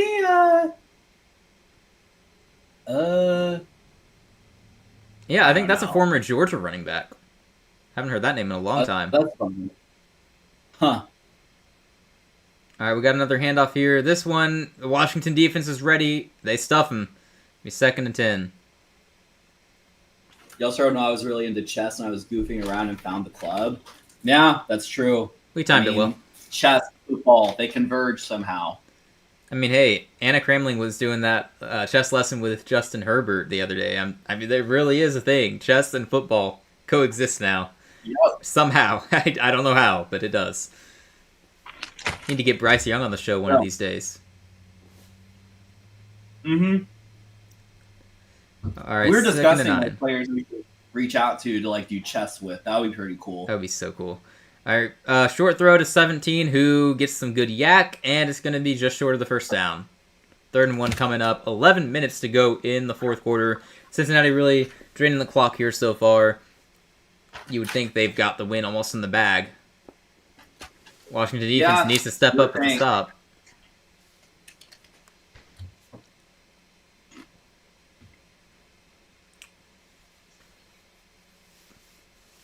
All right. Clock is winding down. Wisely not rushing the snap. Kill as much time as you can. Good management here. 3rd and 1, probably just a handoff. It is just a handoff, and defense stops him. He almost got there, but the defense stops him. It's going to be 4th and 1. Probably going to be punting here. Although I wouldn't oppose the idea of going for it. Just stay on the field, drain more time in the game. I mean, either. Just try to, just try to, really put the game on, put the game on halt here, right? You know what I'm doing? I'm putting Desmond Ridder in, and I'm doing a tush push. That's what I'm doing. That'd be funny. Honestly, why not? It's your 3rd string quarterback, so that's why I say put him in instead of your backup. Ritter's the third string, so not that he's expendable, but if you're gonna have a guy get hurt on a tush push or quarterback sneak or anything like that, you don't want it to be your backup. You want it to be the third string. So we'll see what they do, though. They're generally aggressive. It wouldn't surprise anyone if they went for it. I don't know what's happening right now. Did they call a timeout? I mean, the play clock stopped, so I guess someone called a timeout and the broadcast just hasn't shown it yet. Yeah, seems like it. Wouldn't be the first time. Broadcast has been a little weird. Last. Yeah. Yeah. Just a little. Just a little. Remember earlier that the clock just stopped for a good 20 seconds and then kept going after that? So when it was basically like a team got most of a timeout. Uh-huh. Yeah, Ritter was the starter in Atlanta. That lasted longer than it should have. He was not good. They might be reviewing to see if that was a first down. They called it 4th and 1 pretty quickly, but now they're going to check it. I don't know why they would. I thought it was pretty blatant. Oh yeah, now the clock is running. It was stuck at 9:55. I think this is the only game that's on tonight, right? They're going for it. That's going to be a first down. He definitely got there. That's a first down. Wise decision to go for it. They kept Browning in, so... Okay. All right. Yeah. All right, Cincinnati stays on the field. We're under 10 minutes now. There we go. And yeah, this is the only game tonight. This is the end of week 2 of the preseason. Wow, they have Browning tush push it. Yeah. There we go. It's good play. Yeah, just keep killing time. I mean, it's really boring for us, but it's the smart thing for them to do. That's true. Yeah, you're just watching a football masterclass here. All right, another handoff. This is a good run, too. He is still going, getting pushed. It's going to be around 8 yards. Second and short coming up. And now we're under 9 minutes. After this next play, we'll be under 8. Yeah, looking back, you have to wonder, maybe Washington should have gone for it on that 4th and 8 instead of kicking the field goal. I mean, see, they're going to have to score twice now in 8 minutes. Yeah, I mean, going for the false start or whatever really just, scoop them over. But, yeah, it's a tough one. I don't know. Well, they're about to snap the ball here within the next 15 seconds. 2nd and 2. Probably just another handoff because that works. You're gaining yards and killing time, so don't change that. Yep. Never mind, they're throwing. They're taking a shot. They're going deep, and... No, he did not bring that in. It's going to be 3rd and 2. Clock stops at 8 minutes. 8 minutes, 3 seconds. Very interesting that they chose to throw there, but I guess if you want to take a shot and, score pretty quickly. He didn't throw it into the end zone, but he threw it around the 10-yard line. Yeah, guy couldn't. Daniel should go challenge the Baylor head coach to see if a good football strategy helps chess. I mean, if I could play Dave Aranda at chess, I'd totally do that. I'm just not sure. Heck, I'd do that. Yeah, no, maybe. Maybe I could try to pull some strings, get that worked out. That would be cool. All right, we got a handoff in 3rd and 2. Oh, defense is there. Oh, but second effort gets him the first down. Good stuff by the running back there. 1st and 10, under 8 minutes now. Cincinnati is completely in control of this game. Yeah, it seems like it. Again, just really boring for us now. Oh, yeah, the guy really just fought for it, yeah. Yeah. He was getting wrapped up, but just, yanked for it, yeah. Yeah, we're seeing the Cincinnati backup running backs really fighting for their yards. It's good to see. For sure, yes. Again, it's boring because we're just seeing the same thing at every play. Oh, it's another throw. Never mind. They do care about our entertainment. It's a drop. It's a drop. Unlike Dylan Gabriel. That was number 16. Please tell me that wasn't my new favorite player. Oh. 16? Tinsley? Was that Tinsley? Tinsley's 82. Oh, thank goodness. All right. 16 drops the ball. I was going to frame it on the quarterback. If not it Mitchell was Tinsley. Yeah, Tinsley's perfect still. 2nd and 10. Clock stopped at 7:21. Presumably they're running it this time. I don't know why they keep throwing it. Taking one shot is cool, but that's another throw. Yeah, it's caught. A little excessive at this point, but yeah. I guess they got bored of running the ball so much. I guess so. Yep.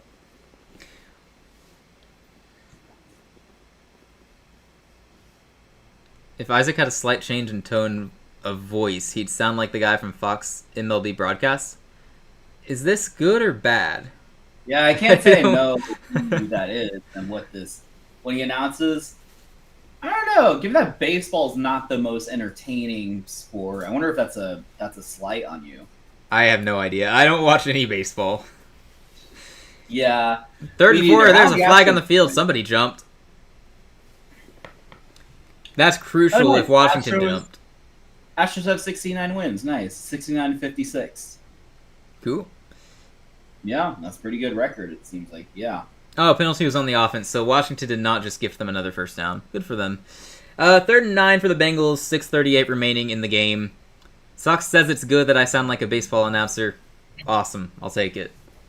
There we go. The guy is very funny. Oh, so I just need to get funny, and then I can be like him. Awesome. There we go. All right. I found my calling. I'm going to be an announcer. I'm going to be the funny announcer who isn't funny. I wonder who I sound like. That would be pretty interesting to know. Yeah, probably no one. I think I have a pretty unique voice. Do you have a comp for Daniel? That's a good question. Another flag, another false start. Good grief, Cincinnati. What are you doing? We swept them at one time. I mean, World Series all the way to the moon, right? So who cares? Well, Cincinnati's offensive line just turned 3rd and 4 into 3rd and 14 on 2 false starts. Oh, of course they did, yeah. Yep. 6:38 still remaining. They're going to be throwing here, probably. Yep. Browning drops back to pass. He is pocket closing in around him. He's going to take the sack. He didn't find anybody. Browning goes down. It is 4th and long. Punt coming up. Washington has slight life. Now it's really now or never for Washington. I mean, seems unlikely that Washington will make anything of it, but they have life. They have one more shot, essentially. Chances are 28-17 is going to be our final score. Right. That seems to be the case. Will Middlebrooks sounds pretty good, I guess. The color guy for the Red Sox. Fascinating. You're going to have to look that up later and decide if you're offended or not. Yes. All right. Cincinnati punting here. We're under 6 minutes to play. Washington is going to need a fast drive. They do have all 3 timeouts, so it's not impossible to make the comeback. Mm-hmm. Wouldn't bet on it. Yeah, fair catch at the 14, 15-yard line. Washington ball with 5:40 remaining. Josh Johnson, presumably the quarterback coming back into the game. Don't know, though. They could put Sam Hartman out there, see if he can throw a touchdown to the right team this time. Yeah, that'd be funny. I guess, to be fair, he hasn't thrown any touchdowns in this game. Right. And commercial break. All right. All right.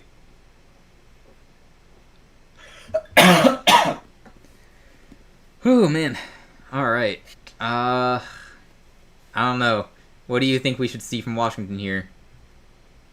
I mean, well, from Washington, you have 2 scores. You have 6.5 minutes to make 2 scores. I mean, it's pretty much like just like any probably like drive like this where it's like you don't have to like take shots necessarily, but you just need to get play after play after play, conserve your timeouts, so that you're probably like they're probably not going to get like an end zone shot in like 2 or 3 plays. Like you're probably going to have like maybe 2.5 minutes, when you get the touchdown, and then have to use your timeouts. Right.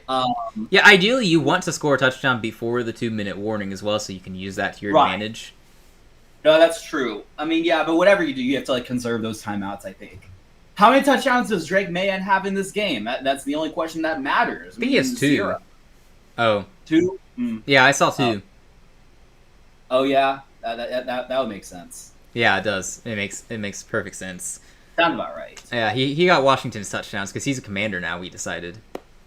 That's true. Yeah, did you miss the news, Sox? Jayden Daniels and Drake May got traded for each other, straight up. Can you imagine how mad Washington fans would be? Yes. That would be so funny. I think Patriots fans would be pretty happy, though. You would think. I mean, I'm a Drake May believer, so I think both guys are going to be pretty good this year, but I mean, Jayden Daniels is the better quarterback right now, so. Looking like it, yes. He's the proven quarterback, so you wouldn't want to. Even if I think Drake May will be better someday, I wouldn't want that trade to happen. Yep, you wouldn't want it to happen. Hey, now they're interviewing Bobby Wagner. Cool. Hey, Seahawks Legion of Boom legend. Oh, yeah.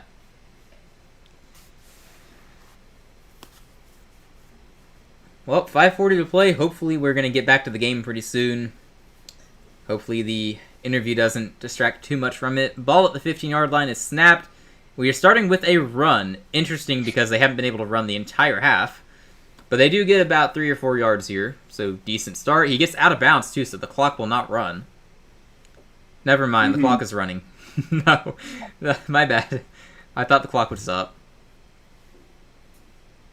Cam was terrible, was he? I thought he was decent at first. I don't know. Yeah, I think he played okay, but then he got COVID and just went downhill from there. Oh, they're throwing here. They're throwing. It is dropped. Probably good, too, because he would have gotten hit and clock would have kept running. Might be better that that was dropped. Yeah. It would have been short of a first down by about 4 yards, I think. 3rd and 7, 5:15 left in the game. Not looking good. I completely forgot that Von Miller is a commander. Yeah, I forgot that too until they showed the broadcast earlier. Yeah, I'm looking at him right now. I was like, what's Von Miller doing in commander's gear? Is he supporting the team now? Oh, drops back to pass. Pressure there. He gets the pass out, though, and it's a first down. Good effort by the quarterback there. Flag on the field. Oh, what? Flag? On who? There's a flag. I don't know who it's on, but hopefully, for the Commander's sake, it is on Cincinnati. Waiting to hear about it. I don't know what they're talking about right now. They're showing Von Miller, though. Oh, that's funny. Yeah, I don't know what's going on. It's holding. It's offensive holding on the Commanders. Oh, that's gonna undo the first down they just earned. Von Miller is so old, indeed. I mean, that means he fits right in with the Commanders' defense, though. That's true. The Commanders' defense is a nursing home. It's a retirement home, essentially. Oh, man. 3rd and 16 from their own 9-yard line. They need a first down. Quarterback drops back. Oh, he's in his end zone. Pressure coming. He's just got to throw it. Is that a catch? Did he catch that? Somehow he got the ball to a receiver, but it's dropped. That's crazy. It was I haven't seen the play yet, but that's crazy. All right, let's see it. I'm like 15 seconds behind Isaac. But yeah, he escaped the pocket. Yeah, Hartman did well not to get sacked in the end zone there. Oh, no, he didn't catch that. No, that's a drop. Yeah, that was not caught. I thought it was. I thought it was caught at first, but he did not hold on to it. Oh, that's kind of... what's the average age? I don't know. The average age on the Commanders? They are punting the ball. They are punting away the game. I mean, it was a lose-lose scenario if they went for it on 4th and 16 there, but, I mean, now it's just over. Good return by the Bengals, too. They take it back inside the Commanders' 40. The average age of the Commanders, according to AI, is like 27. Yeah, all right. This game is over. 4:36 remaining. Bengals just returned it inside the 40-yard line. They're up 28-17. That's it. That is it. Yeah. Penalties really killed the Commanders in this game. Yeah, that is absolutely crazy.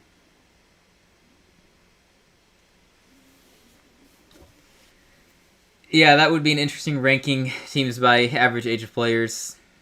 I have a list. I don't know how legit it is, but the Commanders are the oldest at 27, and the Steelers are second at 26. 49ers are also 26. Falcons are 26. Houston Texans at 26. Wow, you guys got old. You probably wouldn't have thought it, but yeah, but we do have a lot of older players like Daniel Hunter. Some of our linebackers are a little older. Christian Kirk. Weren't you guys one of the younger teams just a couple years ago?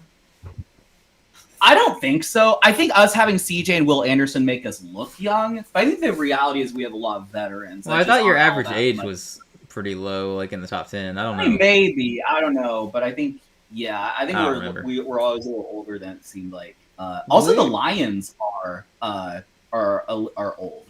Huh. Where are the Packers on the list? Because I know they were pretty easily the youngest Packers are the youngest. They're the Packers youngest? are the youngest team. Jags are the second youngest team. Eagles are the third. That's depressing that Philly is that young. Yeah, that's actually crazy. Ooh, where's Carolina? We got to be decently young, right? Probably in the middle. Oh yeah, definitely close the tab before I could check. Oh, nice. Like y'all are like middle of the pack, essentially. Looks like it's right in the middle. Packers are the youngest, Sox. They're still the youngest. They've had a nice run. Yeah, y'all there. are literally number 16. Nice. We're in the top half for the first time. No, I think y'all are in the bottom half actually. So actually, y'all are 17. Oh, okay. Yeah, I count from bottom up when I got to 16. Nice. I mean, either one's fine, honestly. Yeah. Not too old, not too young, just perfect. Right.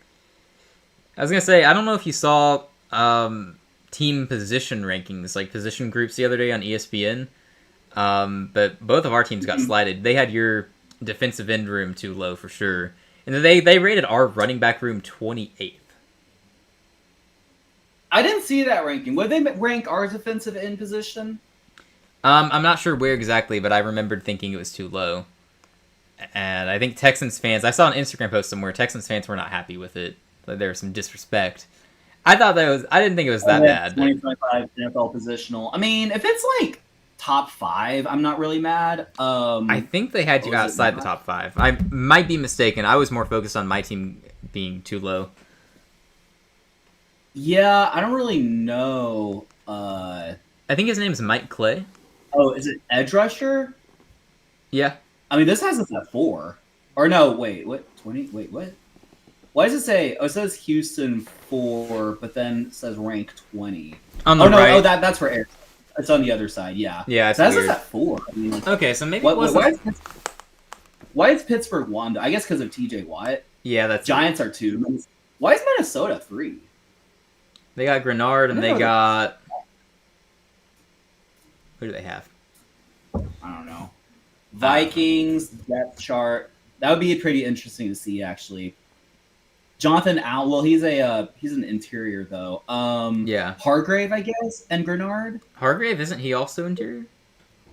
I guess. I thought he was. Well, it says RDE. No, I think Hargrave's a DE, like defensive end. Yeah. Okay. All right. Yeah, Hargrave, Grenard, Harrison Phillips. Well, he's a nose tackle, but I didn't think they would be top 3. I thought our edge rushers are better for sure. Interesting. I thought y'all were lower because there's something the Texans fans were not happy with in those rankings. I mean, maybe us Texans fans weren't happy that we weren't number 1. I don't remember. I know that he put Carolina's running back room at 28, and I'm just like, did you not look at our running backs? Like, I'm not saying we're best in the league or anything, but 28 is ridiculous. All right, good night, Sox. Nice to see you stop by. Good night, Sox. Yeah, I had Carolina at 28. That is crazy. I would agree with that probably. I wholeheartedly agree. Like, objectively, no bias or anything. There were fans from other teams commenting on the Instagram post going, "What are you? Carolina's way too low. Come on, they have 2 1,000-yard running backs. You got a rookie out of Georgia too." Although I'm not high on him, but he is a rookie out of Georgia. We only have the 4th worst offensive line. Let's go. Haha, we're not even the worst in the division. Jags have the worst. Haha. There we go. Yeah. Back to the game. McPherson is about to attempt a field goal. Oh, fun. Yeah. Game's basically over, so we've not had a lot to say about it. We're just waiting for it to wrap up. Hey, we have the second best cornerback room. That's what I like to see. All right. Only behind Baltimore, whose corner room is stacked. They have Jair Alexander and someone else, right? Yeah, they have. I know they have someone else who's good. Is it like Nate Wiggins or something? Nate Wiggins is on the roster. I don't think he's in the top 2 though. Who Day? Yeah, Cincinnati showed up today. Cincinnati showed up. For sure. We were definitely crapping on their defense in the first half, but they turned it around. We were impressed. The run defense especially showed up. 54-yard attempt from McPherson is good. He's got that right down the middle. That is going to make it a 2-touchdown lead for the Bengals. 31-17. This game's over. This game is definitely over. It's looking like it. Yeah, Washington made a crucial error when they put Sam Hartman in the game. Right. I like think, Hartman, but no. Yeah, I think the game went downhill when that happened. You don't want Sam Hartman playing games, it seems like. No, that Hartman interception definitely changed the game. And before that, the Johnson interception also changed the game. It turned points for Washington into points for Cincinnati, and then Hartman interception immediately led to a Cincinnati touchdown. And then our new favorite receiver, Mitchell, Tinsley. Mitchell Tinsley, right? Tinsley, yes. Is that his name? Right. Yeah. Oh, we keep forgetting his name. We will know the name very soon. Don't worry. I'm rooting for him. I hope that he gets some playtime somewhere. Doesn't even have to be in Cincinnati. I think it should be in Cincinnati. He looked really good today. Right. My new favorite player on the Bengals. All right. What were you looking up? I don't remember. It's Mitchell Tinsley, by the way, not Tinsley, but... I don't know why we keep forgetting his name. Yeah, that's Sad. okay. How can you be someone's biggest fan and forget his name? For sure. Mitchell Tinsley.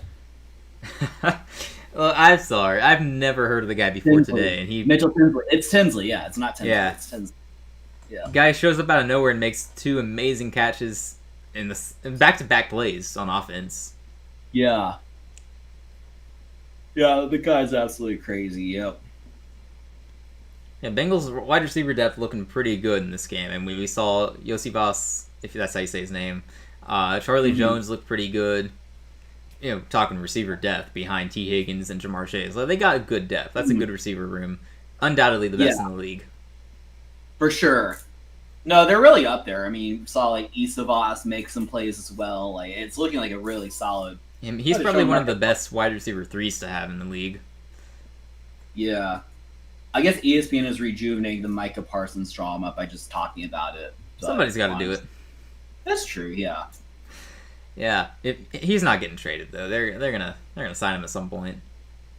Now, Micah Parsons is a Dallas Cowboy. He'll get paid a lot, but he will be a Dallas Cowboy. So yeah, the fact that it's been so quiet, I think, probably would tell you they're working on it behind the scenes. Right. Oh, we got kickoff soon. We got 3 minutes left in this game. It's basically over, but you never know.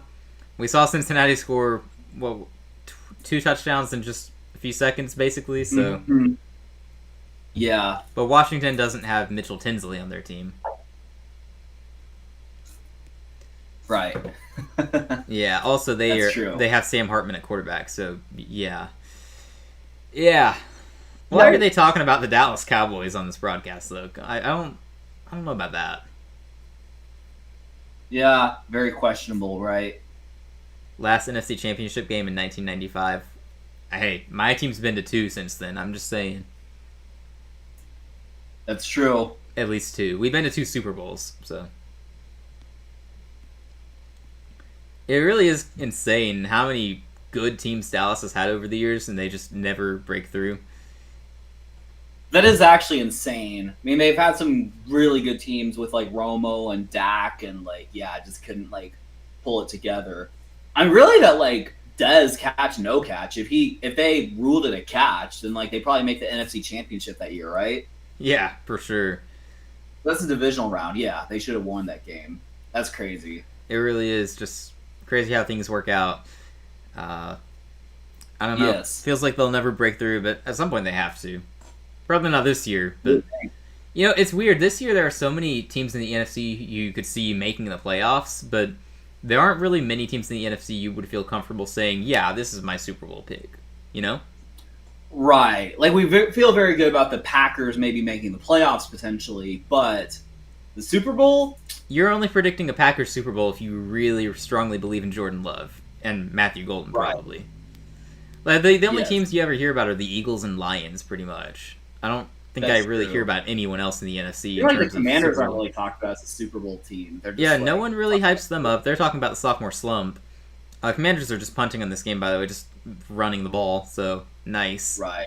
But you don't hear about the Commanders. You don't really hear a lot from the Packers outside of their fan base and, Jordan Love mega fans, which I'm a Jordan Love fan in the sense that I think he's going to be pretty good, but I'm not picking them to go to the I Super mean, if you Bowl. really think it's crazy, like a year or two ago, like the San Francisco 49ers were just like a stalwart Super Bowl contender. Now they're just like off to the Yeah. side. Yeah, I mean, I think they'll make nobody the in that playoffs. division is contending for a Super Bowl this year. Yeah, right. I mean, the Niners could, I guess, possibly get there with that offense, but I don't think they have the defense to really win enough games. Yeah, they lost a lot of guys on defense. They're relying on a lot of young guys, it seems like. So Right. I think they're pretty injury prone anyway. So Oh, yeah, every year. McCaffrey Yes. will make it 4 weeks at most. right, yes. Yeah. Sounds like it. Oh, sorry, I forgot to update the ball on the broadcast. Oh, no. Anyway. Yeah, it's really just the Lions and the Eagles. Is like, can anyone step up and randomly make a Super Bowl run? Hard to say. I mean, you would think that someone will. Like, if it's Lions, Eagles, or the field, like, who do you take the field or Lions, Eagles? I mean, personally, I'm predicting the Lions to go to the Super Bowl. So that's one thing I've not wavered on this whole offseason. My AFC pick was the Bills early on, but I've kind of wavered on that since then. I'm leaning towards the Ravens. I think the one contender from the field that I'm actually feel pretty good about is the Buccaneers. I actually feel like they could make a run. Oh, I forgot about them. Yeah. Yeah. I don't know if they have a good enough defense, though. That's the big question. Yeah, no, that's right. They'd be relying heavily on their offense, but that's possible. Yeah, like we know the offense can win them a playoff game. They did it last year, but can they True. win enough like that? Because they'd have to win multiple games on the road, probably. Likely. I mean, unless they have a good enough regular season record, which I wouldn't put it past them to go like 12 wins, 13 wins, and then just like host multiple playoff games. But yeah, it would be like, it would be a tough road. They would have to go to like Philly or Detroit at some point, most likely. Yeah. Any NFC North team outside of Detroit, obviously, because we've talked about them. Any of those other 3 teams, if they hit on their quarterback, if they have an elite quarterback this year, you could see that. Jordan Love's basically in year 3. J.J. McCarthy, basically a rookie this year, but also it's year 2 in that system, learning that system. Yep. And then, Caleb Williams in Chicago. Maybe it's possible. Those are teams that have all the pieces in place. They just have to take advantage of it and actually break through. Feels like the Packers have just been the same for a while, so it's hard to predict them at this point. They haven't really stepped it up much. Like they won one playoff game over the Cowboys, I think, which was good, but they haven't really done much since. Yeah, but like once every 10 years they break through and are elite, and Jordan Love, based on tradition, is going to win one ring at some point. Yeah, there will probably be like a random like Super Bowl win. Jordan Love wins Super Bowl MVP, and like just same situation as Rodgers and Favre. It'll be 60 years of like Favre, Rodgers, and Jordan Love, all Hall of Fame quarterbacks, that only won 3 rings among them all. Meanwhile, we got Mahomes, who won 3 rings in 5 years. Right. It's not fair. This game is about to end. We're under 90 seconds. It's 4th down for the Commanders. I think they're actually punting. So. Yeah, it seems like it. Yeah, it'll be interesting to see like the coming years, like what all the Super Bowl matchups are. Hopefully, it's not just Chiefs in it every year. Like it'll be interesting to see, Jalen Hurts won a ring, this year. So it'll be interesting to see in the coming years, like can the Lions break through? Can like some of the other AFC teams, finally topple the Chiefs? Yeah, I want to see Josh Allen win a ring. I want to see Lamar Jackson. Oh yeah, win a me ring. too. I want to see them at least have a chance. We need a Bills-Ravens AFC Championship. Just make it happen. I'm down for that. I'm down for that. Yeah, we just need. Texans. We can be the fall guy. We'll lose to like the Ravens because we always. I don't know how the seeding would work, but I guess we'd be most likely. Chiefs would be 1 seed though, right? Probably. Maybe they have a down year, and like the Ravens are. I don't know, but we'll lose to the Ravens. Chiefs can lose to the Bills. Because the Bills will finally get their revenge over Mahomes, and then we just have a Bills-Ravens AFC title game. That would be perfect. Yeah. Hey, we'll see what happens.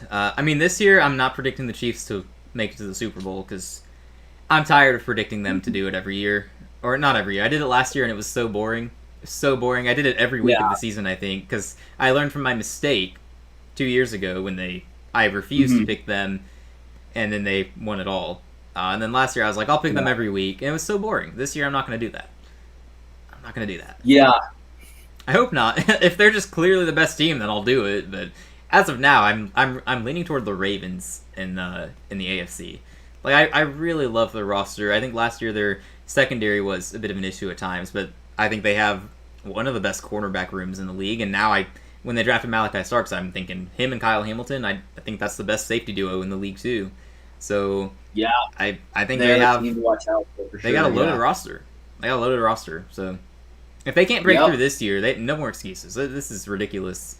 And the game has ended. Cincinnati Bengals win by 2 scores, 31-17 over the Commanders.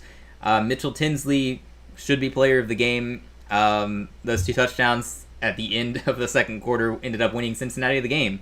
Love to see it. Yeah, not really anything to add about this game because it went, well, I mean, we've talked about it all. There's not much more to say. Yeah, by the way, on like a random note, I was just saying, like, apparently the first Monday night game is Vikings versus Bears. That'll be a really good game, and probably a good game to broadcast if we're available for it. Because it's like, it's J.J. McCarthy's, debut, but also the Caleb Williams, Ben Johnson debut as well. Yeah, man, that's awesome. What's the date for that?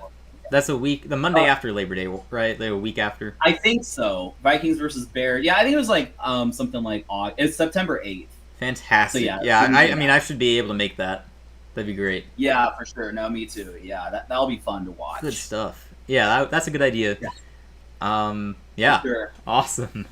Love Just that. don't send me a Discord message. Why did we decide to commentate Vikings Bears? Hey, look. I was just feeling slow. No, not at all. I think this time it's pretty clear why. It'll be a fun game.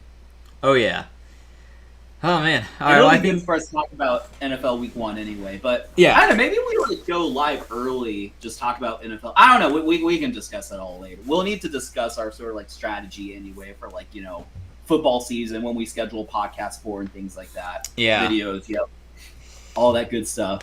We definitely will, because we want to cover football extensively this season, NFL and college football for anyone listening, which I've got 2 college football ranking videos out, SEC and Big Ten. If you are into that, go check it out. I'll have my Big 12 rankings out by the end of the week, because Big 12 football starts on Saturday, so crazy stuff. ACC That's football true, too, yeah. technically, but no one cares about Stanford versus Hawaii. If you do, I'm sorry. That sucks.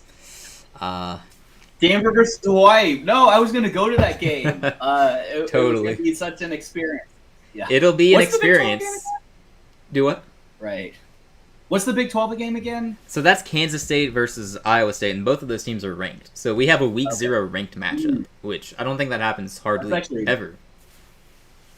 Yeah, that's crazy. Yeah, and Kansas those 2 State teams versus play each Iowa other State. close. That's a game you should watch. That'll be entertaining. Kansas State quarterback is a dual threat quarterback, by the way, so he's been fun to watch. Yep.